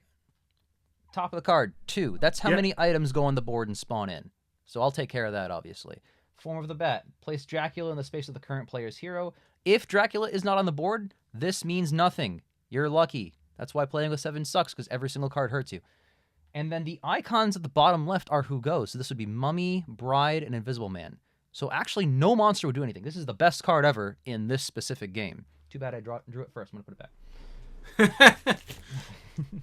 Wow, we are both super close. We are both super close to the monsters.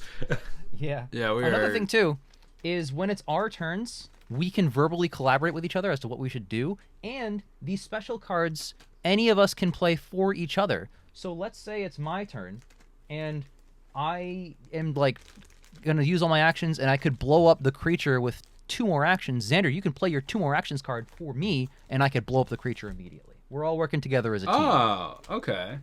I like that. But, of course, the drawback is that the monsters go in between us. So when Xander goes, then the monsters go, and then it's Bruce and vice versa. And then I'll die. And then you'll immediately die, which spawns you at the hospital, which, of course, means the terror meter goes up, and eventually we'll just lose if we get 7 of those. So every monster has a special action. Sounds like a shitty hospital. It is a shitty hospital. They keep dying. Dice have 3 things possible. Nothing, which you want. A hit, or an exclamation point, which is a special action. So a hit hits you or everyone or any of the villagers in that space, whatever it is. No, it's specifically one person in that space. A special ability. This is a big deal. The creature's special ability is to move the boat 1 spot backward, and the Wolfman's special ability is in the space he's in, he hits everyone in that space. Oh, so shit. if you, me, and a bunch of villagers are there, it's like 17 points on the terror meter, and we all lose. So. Okay. Interesting, there's a theater, but no phantom. I think they that's in the expansion pack. they intended expansions. They put a tower like in the Hunchback as well, but instead in the future of this game was doing different types of monsters like Greek monsters and stuff. Yeah, the first different one was the American monsters, right? Yeah. They did an It one, what I saw. Oh yeah, Wilbur and Chick spawn in the shop. They're a villager. Wait, really? Yeah, Wilbur and Chick are in this. Not necessarily, but yes, right. In general, that can happen. So anybody from any of the movies can spawn in to where they start in the movie. That's actually really cool. I was not expecting that level of detail. Yeah. No, all the characters, and I think there's 10 villagers. They're all supporting characters in the actual stories. So, with all that down and out of the way, and this is true, the person who last ate garlic goes first.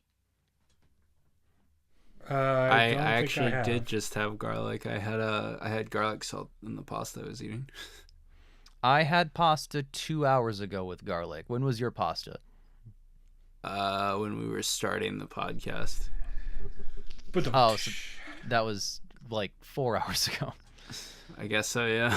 All right. I'll go first. It's better I go first because I know how to play and stuff. So that's a weird rule. It is a funny rule. So I'm starting at the hospital. Now I need to go to the lab, build the serum, and stop the Wolfman. I need blues to do that. Now, if I spend 1, 2, 3, 4 actions, I can only go to the lab. I don't have any blues in my path. I can go 1, 2, 3, 4 and take the blue of the Wolfman, but he'll kill me. So I don't want to do that. Creature needs the boat. I need to go all the way to the camp. I can't even make it there, and I'd probably die. So I guess I'll go to the lab with my 4 actions. Oh, I can also, before I do that, I can also move other people. You can move us? 4 actions. Yeah, because I can move any hero or villager 1 space as one of my actions. So I can move you guys. I don't know if that really helps you guys, though, because... Move a villager, maybe. Since we have to do that anyways. There's no villagers yet. They'll spawn in with the monster cards. Okay. All right, I'll just go to the lab. 1, 2, 3, 4. It's a pretty clear path there. It is now monster time. The first card drawn. Good, it's a Frankenstein one. We don't even have that guy. So, 2 items. Spawn in. Let me get the bag. Where the hell did the bag go? Did you guys take my bag? Yeah. Sorry. No, we did not touch your bag. Oh, there it is. It's under the cards that I put. We didn't touch your sack. My sack. Barn and tower. There we go. All right. 2 items placed. Move the bride 2 spaces towards Frankenstein. Oh, if Frankenstein and the bride meet, it's a terror. Everyone dies, whatever. It's bad. So, creature, wolfman, and invisible man all move 2 and hit for 1. That's the worst scenario because they're both in play. Okay, so how the monsters move. They will automatically move to the closest hero or villager. They prefer heroes. So, Xander, you're dead. However, if they're equidistant, we get to choose where they go. So the creature, 1, 2, 3 for you, but 1, 2 for Xander. So the creature has to go to Xander and hit for 1. That's 1 die. Wait, I'm a woman. Doesn't that mean I don't get attacked? You're not the right one. You're not K? K. Damn it, I'm not K. You're not Sally Hawkins either. Shit, wait, it's this script. We have not moved the boat yet, so if we get the special action, nothing happens because the boat's stationary. So you want to hope that it's just not a hit. That's all you're hoping for? Okay. What also sucks is if you have items, which is possible, you can take the hit by sacrificing items of yours. But you just started and didn't get to move, so you have no items. So if you get hit, yeah, you're dead. All right. So That's it? We're already lost. Immediately. Terra meter goes up to 1. That's it? I'm just dead? Not even done. Yes. I don't even get to play? No, you spawned at the hospital. You're right down there now. Damn. Terra meter went up. You only got 6 more of those. And Wolfman moves. Well, now that that's settled, 1, 2, 3, and 1, 2, 3 are equidistant. We get to choose where he goes. He ends up either in the church or in this space before you. Tactically, I think it would be best if to kill Xander he went that way because we're building here over here. I can move potentially. I can move Bruce out of his way if he wants. So I think we should go this way. What do you guys think? Yeah, I'll vote for that. I'll take the hit. All right. All right. So that's all well and good. Monster time is done. I'll put the card down. If we run out of monster cards, we also lose. Great. I should point out as well, I forgot to mention this, but it's not relevant to that card yet. The Frenzy starts at the lowest number monster, creatures 4, Wolfman's 5. That means that if the card has a little fire symbol, which it doesn't, then that means that guy goes. And if the creature and there's a fire symbol, that guy goes twice. Oh, shit. So, creature's frenzied right now. That might change as the game progresses. So, I'll put that card aside. Fun shit, guys. Xander. Or actually, who's next? Xander has ate garlic recently after me, so I guess Xander. Yeah. So, Xander, you have 3 actions. Action is moving to a space. In your case, moving to any space. That's an action. Picking up items in that space you're in is also an action. So, you could hypothetically teleport to the tower, take all 3 of those blue items, then teleport to the lab with me and start curing the Wolfman. Yeah, let's do that. Oh. All right, so 1, 2. These are your items now, and go to the lab with me. And now I can go like potentially do something else. Now, I'll put these. I should probably put these on the board to some extent, and I'll put those with your character there, just so that we're all well in. I'm still in the precinct. Yeah, that's what I was about to mention. We're out of actions. We can't save Bruce, but we have special cards that potentially could save Bruce. Am I just the desk sergeant? Is that my job? Waiting to die. So we have move a hero up to 4 spaces, very helpful. Move any monster 3 spaces, very helpful. Or the current player takes 2 more actions. It's probably not that helpful right now because you'd just be curing the Wolfman if you did that. So do we move? That would be helpful. It would be helpful, but then you get knocked next turn. If Wolfman goes. Do we want to move Wolfman out of the way, or do we want to move Bruce out of the way? I think moving Bruce is better because Bruce's turn is next, so then he can run. Okay. All right, so we can move him up to 4 spaces. So let's see. 1, 2, 3, 4. That's nothing. 1, 2, 3, 4 is close to us. He can pick up a red item. Or where does he need to go? He needs to go to the camp. Oh, but the creature is at the camp right now. Yeah, I'm not going there. It's not going to be. Plus, you can teleport there because the monster's in that space. You can just go there if you want. Yeah. So, all right. No. So we'll go here, I suppose. That's a useless power. At this point, again. We could go 1, 2, 3, and then later you can pick up these 2. But then the monsters are tailing in on you, so maybe. Yeah. Let's send me there. Send me right there. There's not a bad space. All right. Yeah. We're all cool. I'm gonna sacrifice that card. That's out. And it's monster time, ladies and gentlemen. Boom. Okay. 3 items. Place Maleva at the camp. We got a villager, folks. Uh-oh. Oh, really? Sorry, Maleva. Maleva spawns at the camp. That's where the creature is. So... She's dead. Maleva's that's particularly fucked. bad for us. Instead of old Maleva, she's fucked Maleva. Yeah, old Maleva. They're just next to each other. All right, I'll put the 3 items in before we kill Maleva, most likely. Maybe the creature strikes out. Maybe he misrolls and is terrible. We don't know. And the camp is over here. Okay, so Wolfman moves for 1, hits for 2. The closest to him is a villager. He'll go here, slightly closer to Maleva. Creature is frenzied. He is in the space. He hits for 2. You guys better hope these are blanks or exclamation points. No fucking way. No fucking way. Look at that. Double digits. Hey. The boat doesn't do anything. We Sorry, lucked out with that. That was goddamn close.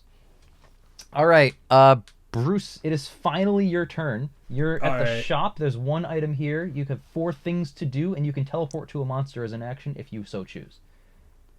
Okay, so the creature's still at the camp. I can't help with that. You can teleport to a monster. You can only move the boat at the camp. So if you have items, you can get items, go to the camp, spend them to move the boat, or do something else. You could save the villager. But is the creature still in the camp? Yes, so... Then what can I do to him at this point? You can't do to him, but Maleva's at the camp. So hypothetically, if you were to teleport here, you could have Maleva and start bringing her to the shop. Yeah, okay, I'll grab the item and then do that. Okay, grab the item for protection.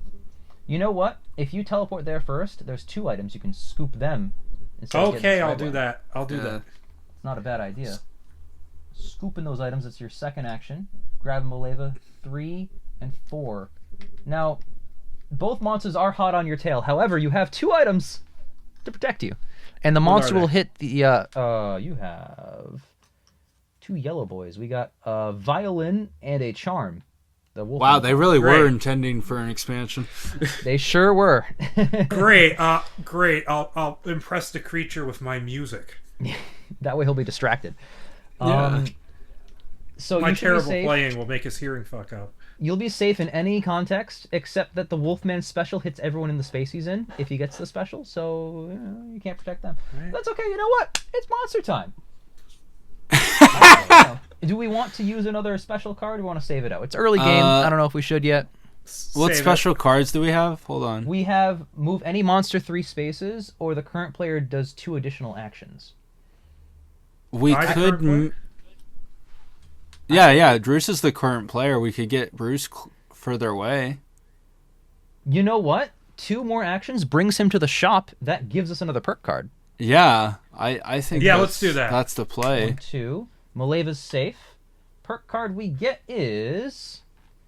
Skip the next monster phase and place 2 items from the bag. That's useful. Hell yeah. That's if we're in a pinch, that's the best card ever. Yes.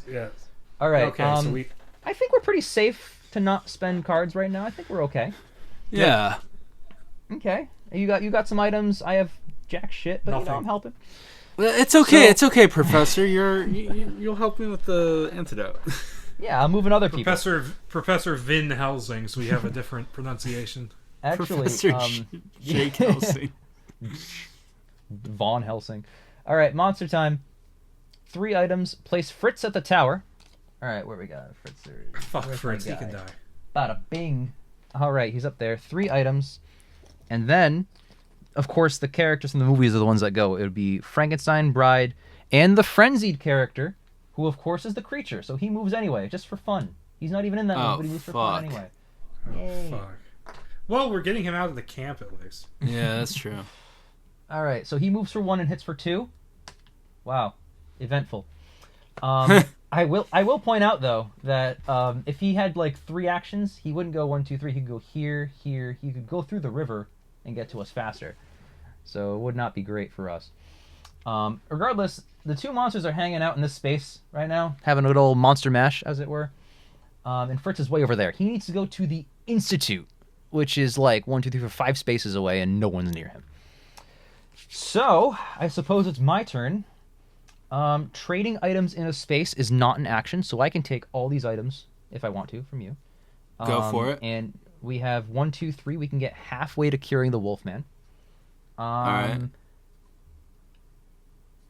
But each one costs an action, so 1, 2... I'll let you keep that third one. Because what's the third one? It's a number 3 in this context. It's something in the tower. Okay. Sorry. Cosmic Ray Diffuser. But I want to use some of my actions to pull Fritz closer to where he has to go. Oh, yeah, that's smart. Actions. So, you know what? I'm just going to spend 1 of them. 1, and then Fritz will go 2, 3, 4, because he's with Bruce, who's the monster will first attack Bruce instead of the villager. And Bruce has items. You. And then now, Bruce, if you want to walk to the Institute, or maybe we could move him later, that'll be all well and good. Yeah, I might walk. Since he's there, I might as well just walk him to the Institute. Yep. But and the monsters... Depends on the monster turns. Monster turns and villager spawning. Plus, they're far away right now. I don't think we need to use any good, helpful cards just yet. I mean, worst comes to worst, I could teleport to Fritz and just bring him over.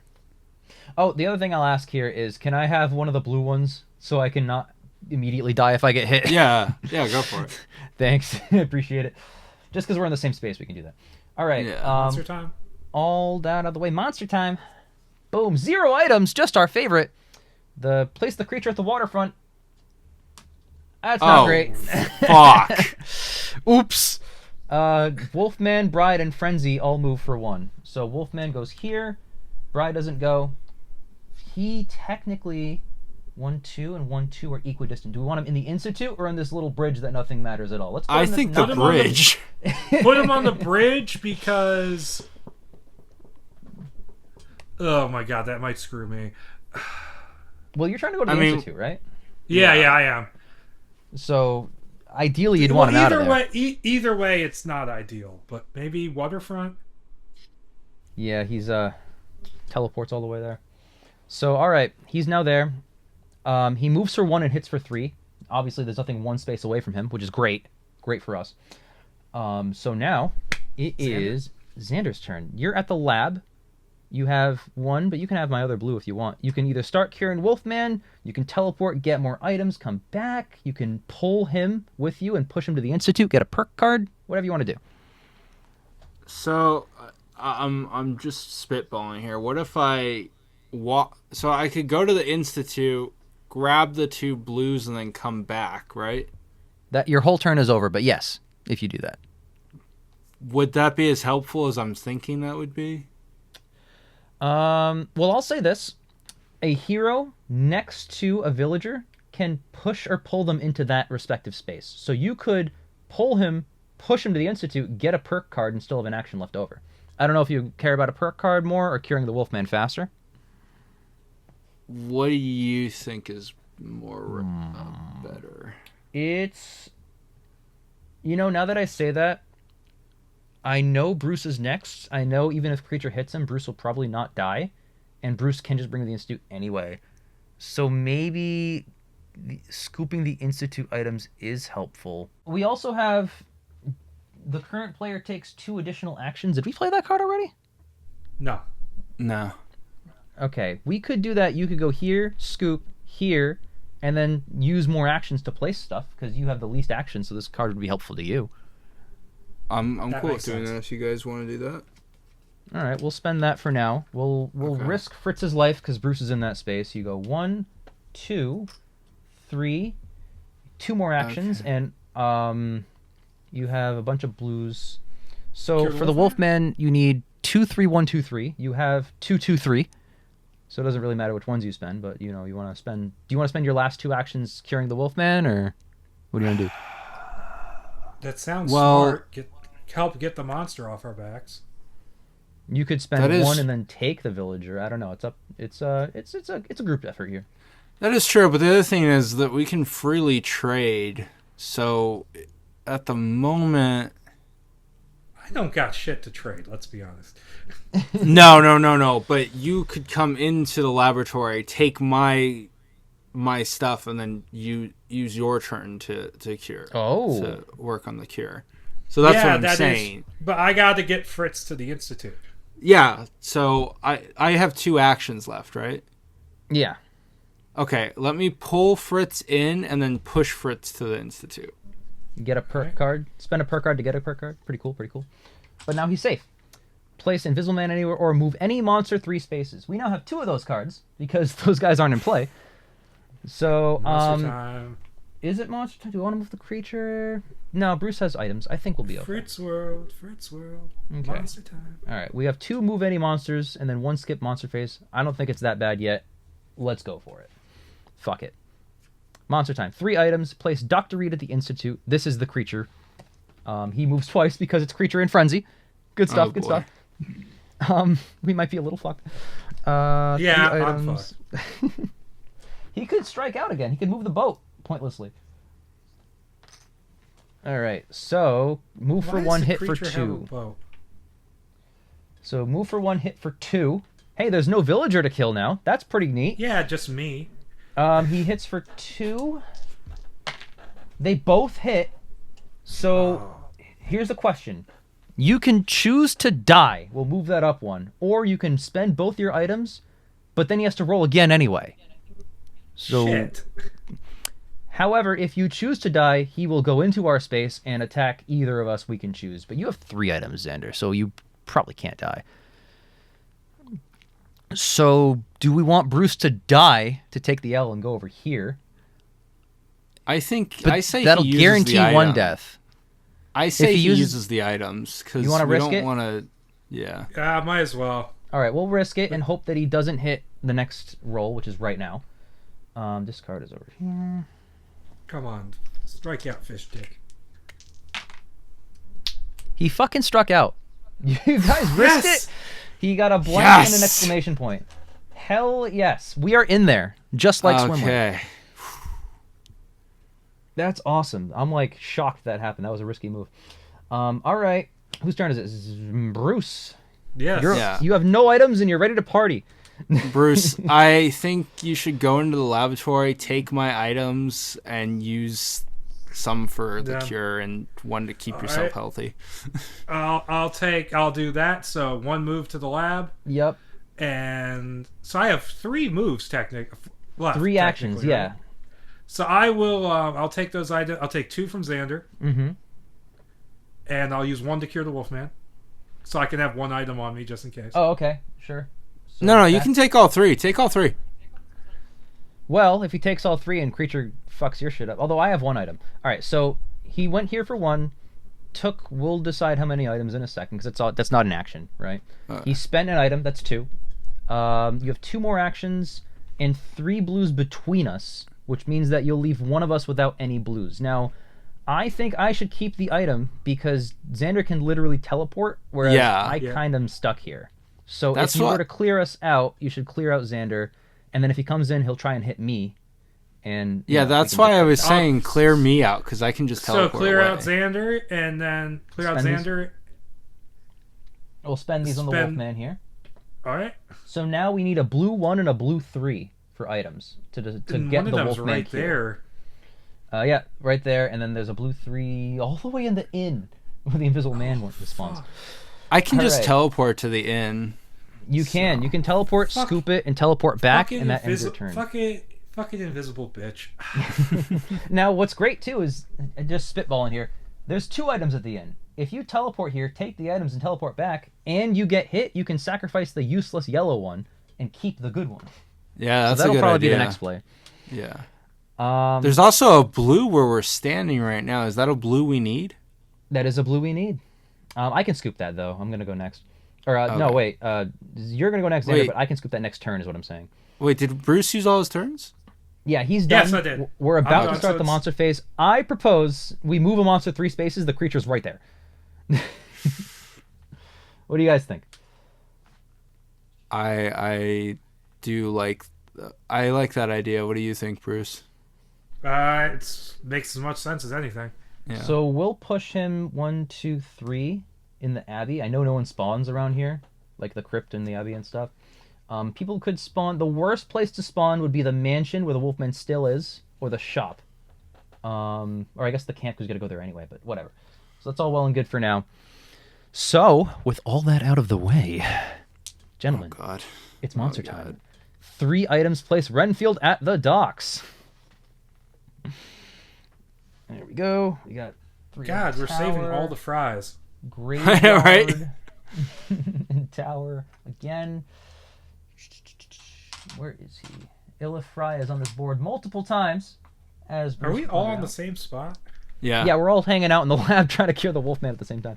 I spent one of these cards, so I'm going to take that. There we go. Okay. To be fair, the Wolfman's been pretty chill so far. Dracula does not exist. Creature moves for 2 and hits for 2. If we didn't move him, we'd be fucked. So we go right there. Thank God. That's great. That's good shit. Can he hit? If he lands with another monster, does he hit the monster? No, I wish. The only time that's a problem is if Frankenstein and Bride are together, because when they meet and see each other, it's a terror goes up. They respawn back to their spots. You have to teach them to learn to love and be human before they meet to cure them, and then when they meet, That's actually really cool. It's cool. Yeah. It's not bad, right? It's not bad. This is surprisingly faithful to all the movies. It is Bruce just went. My turn, right? Yes. Yes. Okay. So, nobody has items. Gotta get that tattooed on you.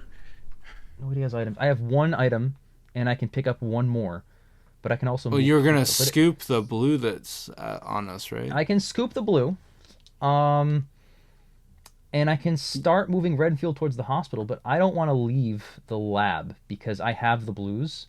And I don't want to start spending them because at the end of my turn I'll have nothing. We'll all have nothing, and the creatures will kill us. Well, wait. I have an idea. Sure. Okay, so this is a long game idea. First off, I think because we need to get to the Wolfman to give him the antidote, right? Yeah. Okay, so I think Bruce should focus on. Inn. Okay, but I think Bruce should focus on staying in the laboratory because once he gets it, he can just teleport to the Wolfman and give him the cure right away. So I think it's important. Okay, so Bruce stays here. I think you should. Huh? No, you're totally right. If I scoop that 1, I'll have 2 blues. I can give it to Bruce for no actions. I have 3 actions left. I can just dip. I can just run away. You can stay here.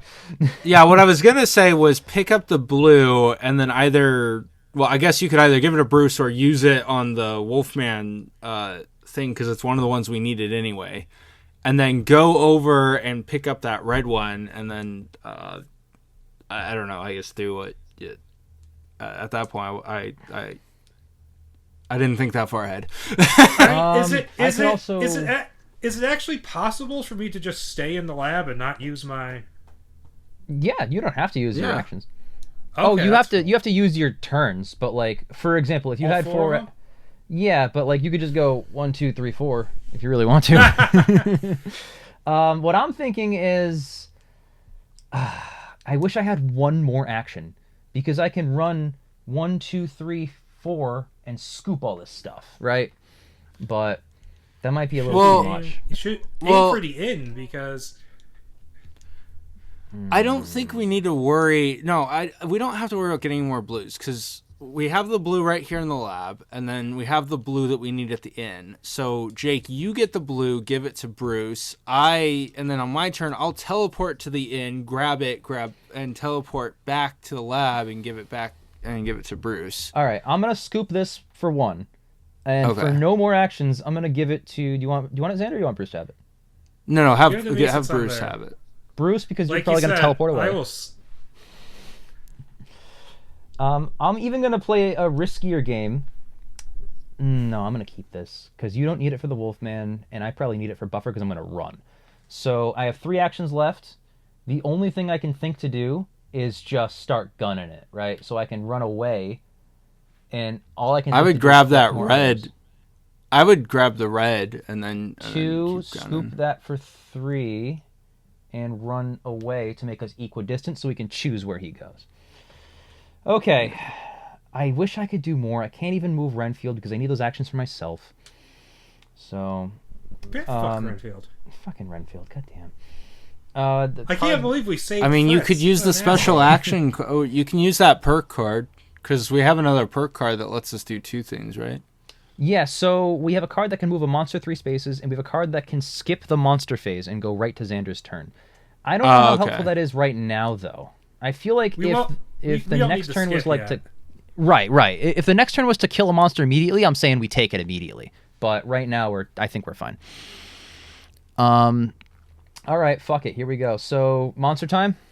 Monster time. Not moving the creature. No, he's sufficiently far. Maybe he won't be frenzy. Frenzy! Okay, so 3 items. Place Professor Pearson at the cave. So the docks, Abbey, and the theater. I think Pearson is the guy from the Mummy sequence. It is, because the mummy moves, but he doesn't exist. So Pearson is... Where is he? Oh, there's no mummy in this game. There's not. Well, there is in general, but not in this specific game. Not this game we're playing. Okay. Yeah. Cave right up here next to the camp. So he needs to go to the mansion. Sorry, the museum. That makes more sense for the film. Go to the museum, is all over here. And then Renfield's going to go to the hospital, which is way down there. It's a whole ordeal. Frenzied moves 2, hits 2. That's creature. And you can choose... It's going to be me, because I have items to burn. And even if he hits for 2, I can just use these 2 items and not die. And you guys can die, and you need that 1. So I'm going to take the hit. Hopefully he doesn't hit, because I won't be able to move for like 2 more turns. Come on, fish stick. Fish stick. 1 hit, not bad. I'll use the red. Why not? Okay. We don't need red for anything in the future, do we? No, just moving the boat, I guess. Who cares? All right. Back in the bag. Okay. It is... Have we moved the boat at all? Not once. We have to go to the camp and spend colored ones of all 3 colors to move the boat. We have not started that. No, honestly, he's been stuck there. I could. That might be a good Xander job, because he can teleport and get every item of every color and teleport back to the camp. We might assign that to Xander. But in the meantime, I can start doing that, because I'm on that way anyway. I'm trying to get Renfield. Since I'm going to have to be the one to cure Tal bitch, I'm going to be... in the lab, yeah. Yeah. You do have a 1 that's good for next time. We need that blue 3. I think I can grab it if I don't die in a few turns. It's my turn right now, right? Yes, it is. Okay, so you said the inn has the last blue we need, right? Yes, you can teleport to the inn, scoop it, and then teleport back to the lab. Yep, let's do that. I recommend... Okay, yeah, we'll do that. I was just thinking out loud, because like I'm in a space with a monster, but technically I have 1 item, and it's not an item we need right now, so if we'll just chance that he doesn't hit me instead of wasting a special card. Yeah, and okay. we'll save the next monster face card too because I don't think we need it right now. We'll just chance it. Wolfman is just not moving. He's chill at that mansion. He likes his mansion. At this point, should we use the skip monster face card, and then does Bruce have enough turns to just make the cure and give it to the Wolfman? Ooh. 1 and 3. That doesn't cost actions. You need 1, 2. That's 2 for actions. You have the cure. Teleport to Wolfman. Oh, you need a 6+ red in his space to defeat him. What? Yeah. What? A 6+. So you need the cure. You need to go to the Wolfman and get at least 6+ in red. Now, there's a 6 red over there. There's like 3s and 2s. You can add them together. And you can't teleport to any space. You need to teleport just to a monster space. Xander can teleport to any space. Okay. So then Xander needs to do that. So wait. So you teleported here for 1. You grab the items for 2. Do you want to teleport to another space with reds? Or do you want to teleport back to the lab? I think I stay teleported back to the lab, and then that way we can make the cure, and then I'll teleport and grab the reds the next turn. Yeah. Okay. That's keep in mind that's like 3 turns from now. If you okay, let me propose this. Do we skip the monster phase anyway? Bruce can start doing his thing, and we almost kill the Wolfman with that. We could do that. What do you think, Bruce? I think we should get the cure made. We get the cure made. We can also move a monster 3 spaces. Oh, it could move Talbot into your space if we're ready to defeat him, which we're not. We're not. No. Talbot's just chilling. Talbot's fine. I really think the play is just to have Bruce administer the cure. So I think the play is to have me teleporting around, grabbing the items. Okay. Do we want to skip the phase, or do you want to just wait it out? What do you think, Xander? I have 1 item. Fuck. If creature hits me for more than 1 hit, then I will die and the terror goes up. If not, I can be safe. Let's skip the phase so we can guarantee that cure gets made. Yes. Okay, we are skipping the next monster phase. Place 2 items from the item bag, so maybe we'll have some useful stuff. Imagine the red drops on us. They're not. We got a Xander. You should have given me the cure before we ended the turn. No, it doesn't matter. Trading is free. Trading is free in the same space as the different hero. So I can take it from him. Yes. Yeah, you can just take it from me. You can also take all these items too. All right, give it to me. All right, so first I guess you're taking the 1 and the 3. Boom, boom, poof. You now have the cure. Where is that thing? That's 2 moves, right? Yes, you now have 2 left. You have the cure. So I'm going to go to the Institute and then back. Wait. Hold on. No, because... You need a red. On. Yeah, no, don't go to the Institute and back. Go to... If you teleport to Talbot, I know it's scary, scoop all the items. Now, you only have 3 in red, but then if he hits you, you're fine. Yeah. You have like 4 items. No, teleport to Talbot, scoop, and then... Yeah, scoop the items, and then...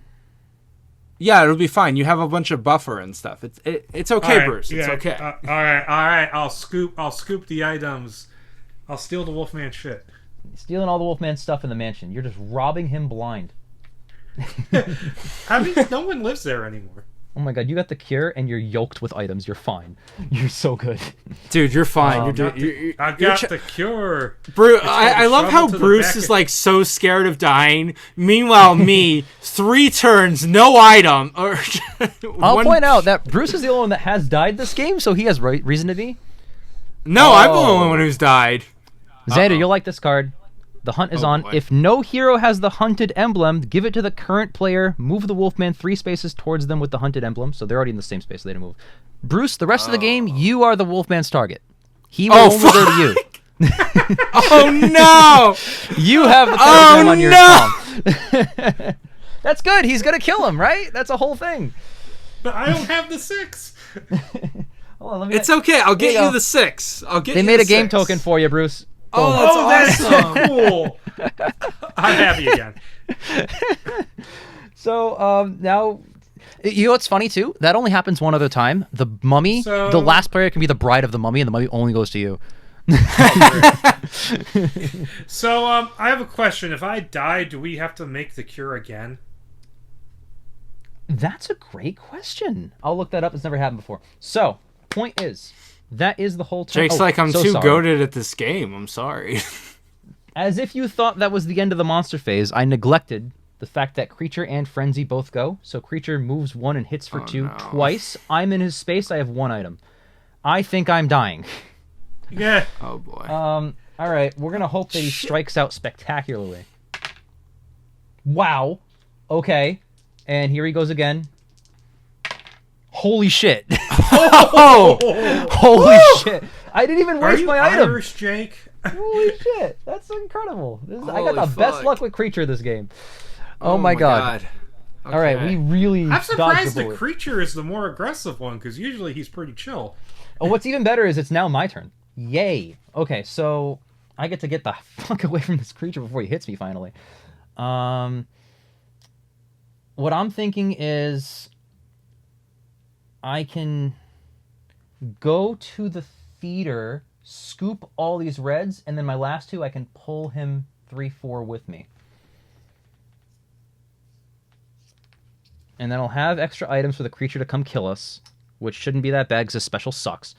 And he needs to get to the hospital, which is way down there. So I'm already on my way. I can't really help you guys except for if you ever come to me, Bruce, I'll have the reds for you for the Wolfman. You can teleport the Creature, grab him, whatever you want to do. But other than that, I now have items for Buffer. I have a Villager. I'm good. I'm going to try. Maybe I'll try and move towards you instead of teleporting to the Creature. Okay. What I will also do, I'm just thinking out loud. The only perk card we have left, because we haven't saved any villagers in a while, is to move a character 3 spaces. You are in the Wolfman space, and he will only target you. Should we move Wolfman? No. No? I mean, you have a lot of items. You should be okay. Yeah, I should be okay. Don't move the Wolfman. I mean, if he's only going to target me, we should use him as like a safe zone for the citizens. Sure. Yeah. The only thing I'll bring up, and I agree that should probably be what we do, but the Creature special moves the boat. Wolfman special hits everyone in the space, so a hit and an exclamation point is technically 2 hits. So, but that's okay. You got items. We should be fine. Fuck it. Fuck it. All right. Monster time, baby. 2 items. Form of the Bat. Dracula don't exist. Fuck you. So, let me get some 2 items for this board. God. The characters that move. Oh, no. This sucks. Mummy, Bride, Invisible Man. Uh-oh. I was kidding. We got a free card, baby. Oh, yeah. So this spawns at the museum. This spawns at the museum. So nothing happens. We just get free items. Really dodged a bullet with the Wolfman being on the prowl. Right. He's still there. He's still there. Frenzy has not changed all game. When Wolfman is frenzied and he's in the space as you, targeting you, you're just gonna get hit 1,000 times. But regardless, it is now Xander's turn. You have 1 yellow item from the inn. You're in the lab. That isn't helpful anymore because he has the cure. Wait, so Jake, you said you had enough reds, right? I do have enough reds. So oh my God. What if I teleported to you, took your reds, teleported to Bruce, took the cure, and then just used the cure and beat Wolfman? Taking my stuff is not an action. Yeah. Oh my God, you can beat Wolfman right now. Hold it. So let's do it. Oh yeah. Teleport to me. To me, baby, to me. And you take all of... Where's my thing? I'm here. You take just my reds. I want my... I'm going to get fucked with everybody. That's fine. It's fine. It's fine. It's okay. It's okay. It's all in the name of curing Talbot. He's a gentle lover. Don't worry. You take the cure. You already have the reds. And your last action is to blow up the Wolfman. These items are gone. And you know what else is gone? I've now cured Talbot. The Wolfman... He's off the board. I've cured Talbot, and now since I am the woman, I'm now his lover. You are out of actions. I have 1 item and 1 villager with the Creature whose special sucks. I think we're okay. I think we'll just take it. We'll take a W right now. The only thing that could happen is if someone spawned in the shop, but then he also comes to me anyway, so I think we're okay. Hell yeah! We beat a Wolfman. That was Hell epic. Yeah. Holy that was shit, good that shit. was great. Yeah, that was cool. It's fucking crazy. All right. Do I have all 3 colors on me? You have... Yes. You have 2 yellows Okay, and blue I know and a what red. I'm going to do on my turn. Bruce, I think it is your turn, right? Oh, it is? Yeah, you're after Xander. All right, so I'm gonna go to the camp. Do we skip a monster phase if we defeat a monster? No, the monster phase is just always the creature now. Oh, okay. Oh, okay. But no, that's what I'm saying because I used my turn to stop the monsters, so we haven't gone. Oh, we haven't done the monster phase. Mm-hmm. Okay, so the monster phase. Put me back. No. The monster phase just happened. Oh no, it didn't. You're right. Yeah, that's what I was saying. Oh, okay. I was getting excited. All right, monster time. No items. Oh, this is the Bride of the Mummy one, so that doesn't exist. It's Wolfman, Dracula, and Invisible Man. So Wolfman moves 1. He is no Wolfman. Non-exist. Oh my god, I forgot he wasn't on the game anymore. Frenzied and creature are the only thing we have to pay attention to. They are not here. Who cares? No items, but no bad things happen. We lucked out again. All right, Bruce. My turn. What were you saying? Take me to the camp, and I'm going to spend 3 items. Oh wait, I can't. You have 2 actions left, so you can spend 2 items. You can start moving the boat. I'll spend 2 of them. So the best color to spend is blue. That gets you the furthest. And then you want to spend a yellow. That gets you the next furthest. All right. So you spent those 2. Oh, I see how it works now. Okay. Right. It's kind of far away, but that's the idea. So we're making progress with the boat. So are we going to hit the creature with the boat? Is that what we're doing? No, after the boat finds the lair, you have to go to a space with one of each color and blow them up. Oh. So... Wait, what? So once the boat goes through the whole little thing and finds the lair, when it's fully where it needs to be, one of us any of us can go to the creature with 3 items, one of each color. Blow them up that way with an action. Okay. So first we have to get to the boat, and then one of us has to have just all 3 items, and then... Okay. Right. I'm going to pay attention... It's going to be monster time right now, so I'm going to pay attention to saving this villager. I wish I had more items, but it's fine. I think we'll be fine. His special sucks. We got the Wolfman cured. We're good. We got the Wolfman cured. We're good. Monster time. Invisible Man, oh no! This is a great one. He goes in the space with the most items and throws them all away because he's a thief. Fucker. It's fucking great. Anyway, so probably 2 items get placed. Mummy, creature, Frankenstein. He moves for 1, hits for 3. Okay, I might die. We need to hold out for a remarkable strikeout. Oh my god, I super die. Wait, where's my item? Did I not even... Oh no, that's my item. Doesn't matter. No, you accidentally tossed it. And he hits me and moves the boat back 1. That's brutal. Bastard. That's brutal. So now Terra's up to 2, which is great late game to only have it up at 2. But he's alone with the villager. However, it's my turn and I can move anybody I want to. So, me time. Hospital. 1, 2. I can't even get him there. I have 4 actions. He's 5 away from the hospital. Then just move him as far as you can. Wait, what perk card do we have left? To move the monster 3 spaces. Oh, okay. I could. We could move him away. But where would he go? I guess the lab is useless now. I could move him away from there, but he'll just come back anyway. Well, no, he'll come to you. All right, I need items. Oh, shit. We need to work on the creature. I need to get back. I just died. I was so close to the fucking camp. Now I'm so far. Here's what I propose. I go here, scoop these items, 3, 4, start going to you guys with items, and I use the card to move him away from that villager, and he'll come to us instead.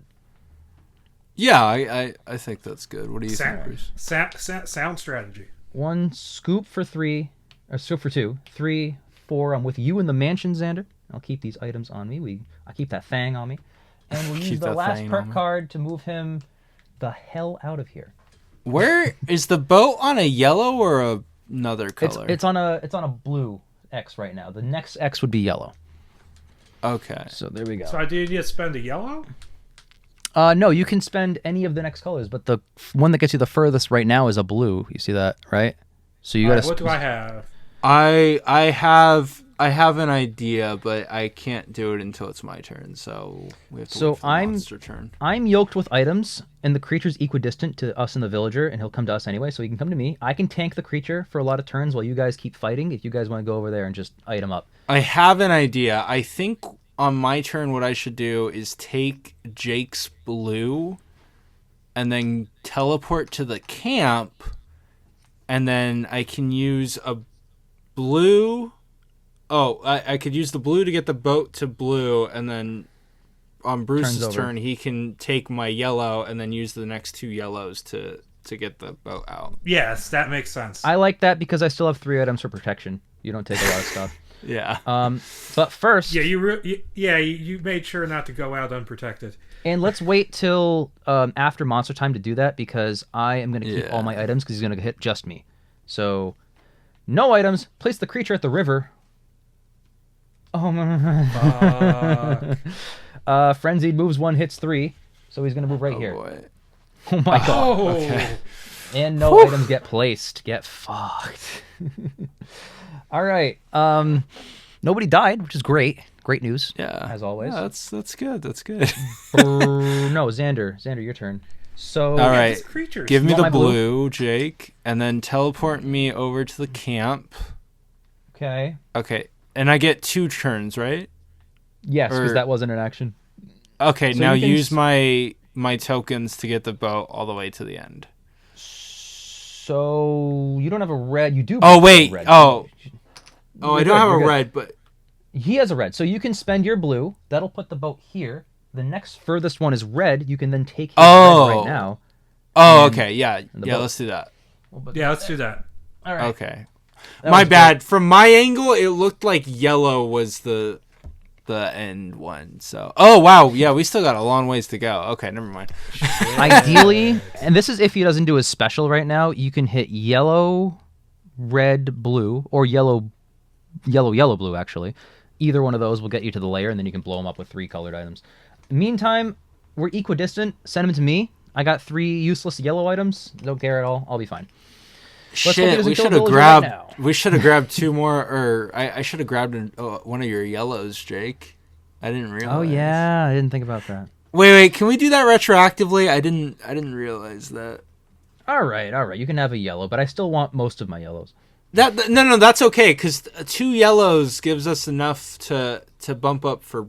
Oh wait, no, Bruce had 2 yellows.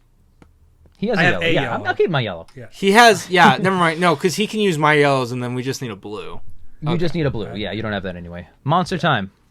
Mizzle Man, who cares? 2 items. Creature moves 1, hits 3. So we'll put the items down. He's hitting me, and I have 3, so I cannot die, which is great. Great news. And there's a yellow at the camp for you guys. I forgot you moved up there. If you guys want to scoop that yellow, it's helpful. All right, coming to me. 3 hits. All he has to do is not hit all 3 times, and I won't lose all my items. Oh, God. Oh, my God. Oh, hell yeah. No fucking way. Let's get it. All right. Okay. This is the best possible scenario. All right. It's Bruce. Wow. Okay. Bruce, take my yellow, and spend then both. Boat goes all the way up to here. You just need 1 blue. He has 2 turns left. Scoop the villager and just start running, because he's in my space, so he's not going to hit you in the villager. Where does he go? He goes to the museum, which is down here. It's through us. But I can only go 2 spaces. I can't teleport with villagers, right? No, you have to carry them. Okay.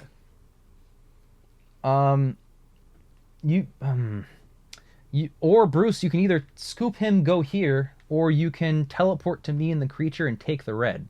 I don't know if the red is very helpful, but it's a protection thing. I don't know. He'll hit me I'll anyway, take the red. I'll do that one. I'll take the red because I could use it. Okay, red for you. And before your turn ends, I'll even give you a yellow. Okay. If he's going to aim at one of us, if he hits for 3, one of us needs to have all 3. So Jake wants us to die. Jake wants me to die. No, he can choose who he hits. So far, only I have died this whole game. You know what? If he hits for 3, it might not be 3. But there you go. 2 and 2. That way, if he kills me, if it's the worst case, we'll both live. Maybe. Yeah. So, monster time. The hunt is on with a guy who isn't here anymore. 2 items. We got Institute. We got Mansion, which is where we are. Neat. Creature and creature go. Move 1, hit 2. So they hit for 2 twice. I guess we'll choose me first because you have a red that's slightly more useful. Plus you can go back there quickly. 1 hit. All right. I vote he hits you next because you now have 2 items and I have 1. Yeah, I'll take the hit. No, you won't. But the boat goes back to blue. Nah. Okay, one blue can still get it to the layer. Oh Okay, yeah, that's okay. true. That's true. Okay. I'm strategizing for the All right, next. so I need to get that motherfucker to the hospital and that guy to the museum. It's not gonna happen. Yes, I can. That guy has not budged from the cave. Jake is trying to do every side mission in this game. Well, you guys are appropriately focusing on the camp and getting the boat down. I'm trying to save the villagers from dying. Our terror meter is low, which is great. Jake, You know, That guy is in the safest place. Jake, is there any way you can pick up a blue right now? no, I can move other people. I can't move unless I go 1, 2, 3 to the lab and pick up that, or the inn. I can pick up that, but then that ends my turn. Bruce is alone with the creature. He can probably survive, but Yeah, I see. Here's what I'm thinking. You use your turns to scoop up the blue and red. I teleport to you, trade the blue, teleport back, and then use it to get the ship all the way to blue. And then now we can just focus on killing the creature. I hate ignoring villagers, but you're right. All right, 1, 2, 3, 4, and I'll now have red and blue. I have one of each color. I can go to the creature and blow him up at the end. All right, so Bruce, you got 2. You're fine. You're fine. Monster It's time. fine. You'll be okay. Frankenstein, who cares? 2 items. Creature moves for 2, hits for 1, and that's it. oh boy. So this spawns at the tower, and this spawns at the lab. Here we go. Okay. Hits for 1, I said? Yeah, I did. Okay. 1 hit. Bruce, what do you want? Yellow or red gone? Which is more useful? Probably red, because the red is further along than the yellow.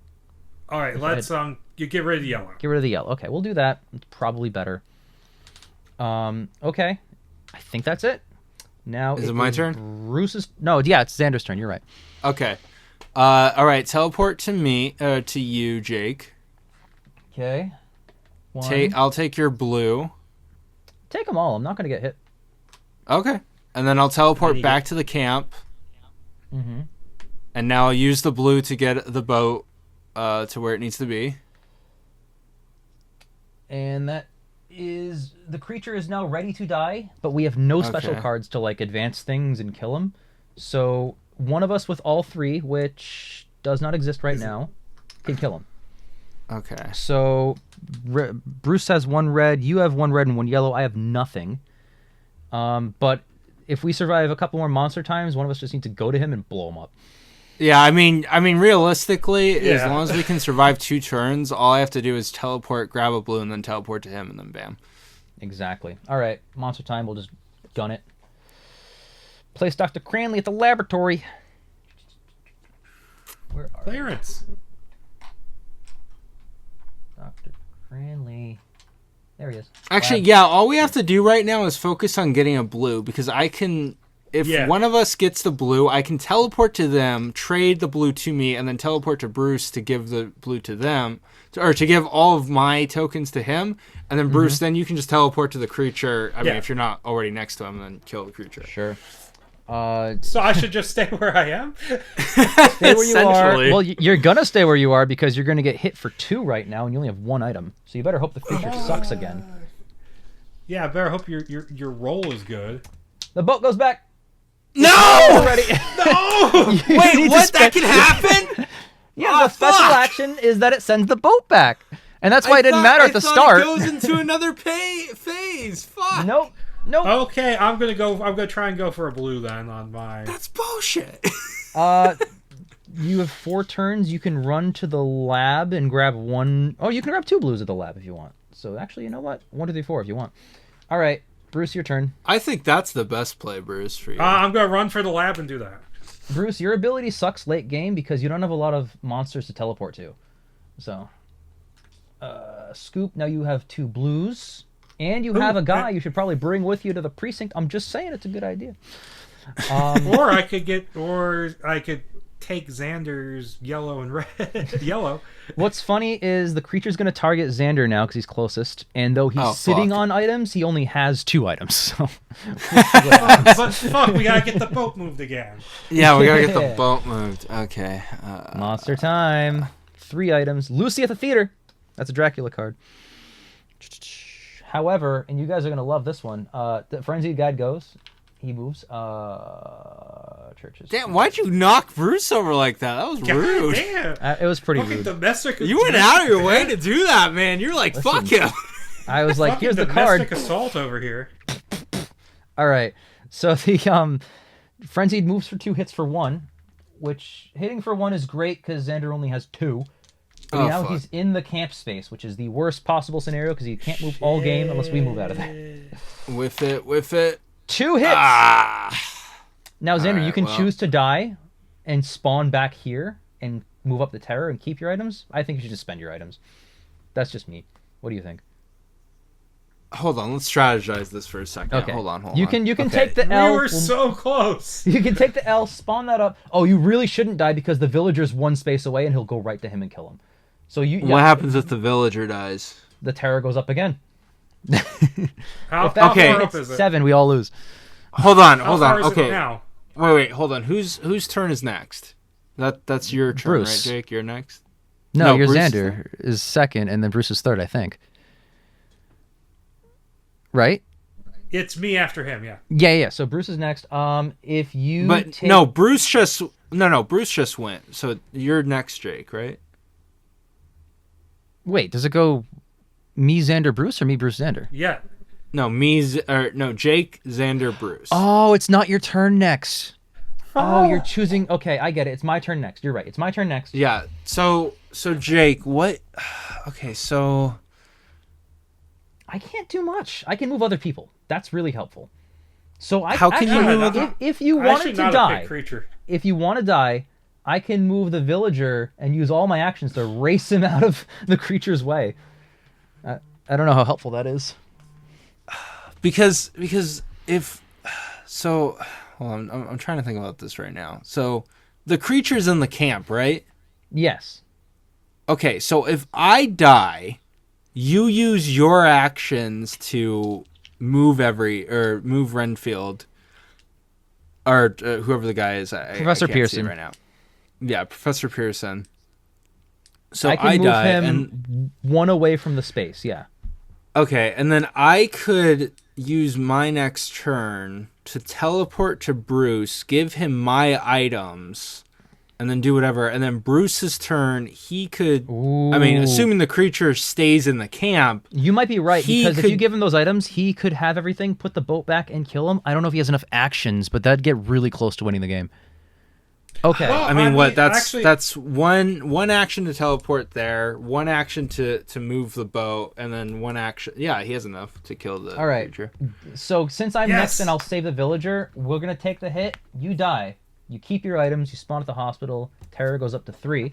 We only have 4 deaths left. 3 deaths before the 4th death kills us. It is now my turn.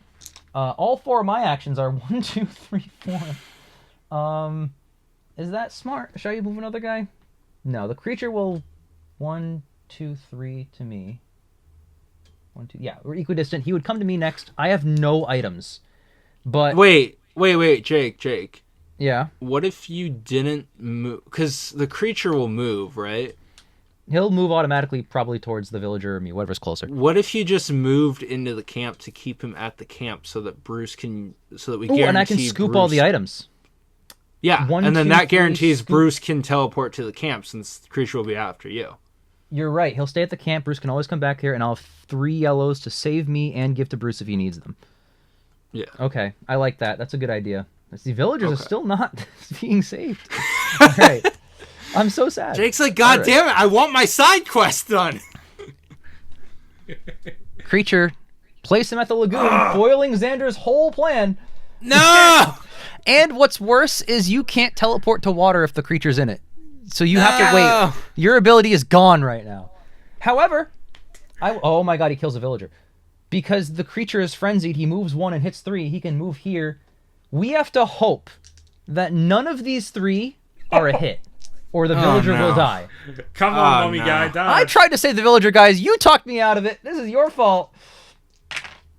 Oh my god! He Yes! moves the boat. The boat, obviously, goes back 1. But that's not that bad. Fuck! That's not that bad. No, The oh villager's wait, that's alive. okay. That's okay. You still just need 1 blue to set it back. That's huge. Okay, I have 2 blues. Bruce, I don't care what you do, but you take that villager the fuck out of there. So wait. So it's my turn next, right? Or Xander, yes. That's number 1 priority right now. Okay. You can go to the camp, scoop the villager so he's in the space with us, and he can fight me, and I'll have things, and then place an item down. Give me a yellow. So if you don't have blues. You have 1 red that can get us 1 space closer. I can teleport to Bruce, give him my items, then teleport to me and scoop the villager to the camp with us. Wait. So 1, 2, 3. Okay. That's only 3. Creature better not fuck up. No, that's good, because if you do what you were saying, if you go to the lab and give him both of your items, Bruce will have 1 of each and a blue to set the boat right. So Bruce can come to the turn, set it right, blow him up, if all works out well. Then you can come to me for your second, scoop him for the third. The creature will only target me because I have items at all. And, assuming I don't die. Yeah, I mean, I gotta think this out, but let's start with one thing. Teleport to Bruce. Where are you? Oh, dead. Yeah. Okay, give Bruce my items. Done. Okay, so I still have 2 turns left, right? Yes, but you gotta come. Yeah, and you can't even go there for your last turn because you have no items to protect the guy against the creature. You have to come to the camp and scoop him.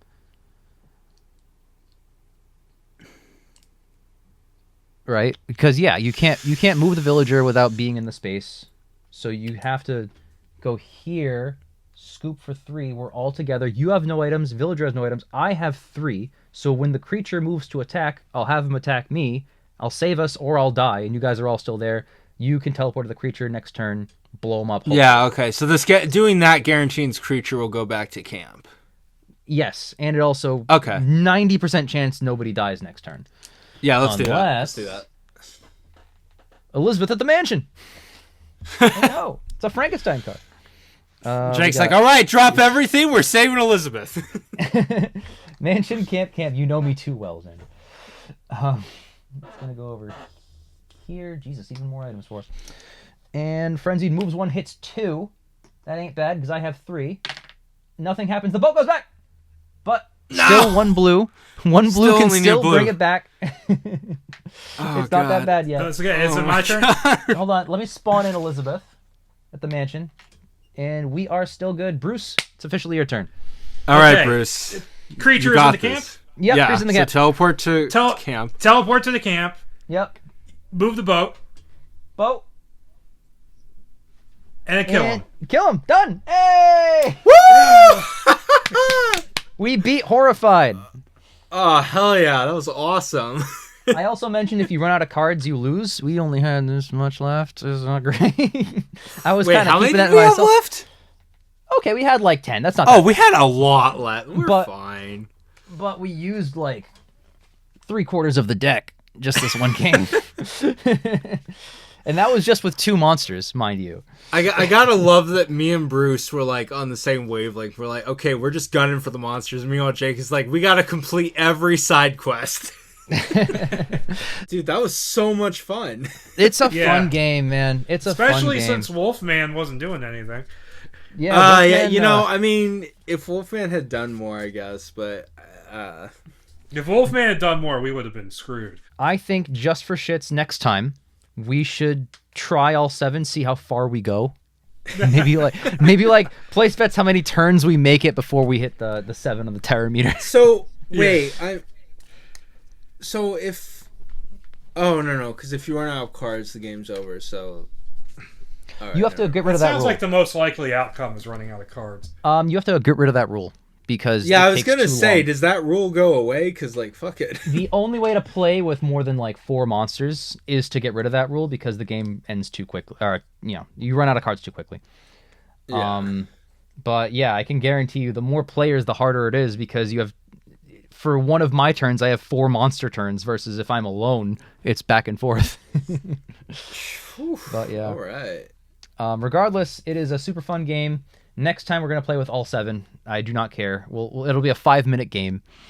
and we'll just see how far we get. But we need to make this a monthly thing where we play. I end up being the bride of the mummy. We had a game once where Ian was the Wolfman's target and the bride of the mummy. Bro was fucked. His least favorite monsters. Literally, it was horrible.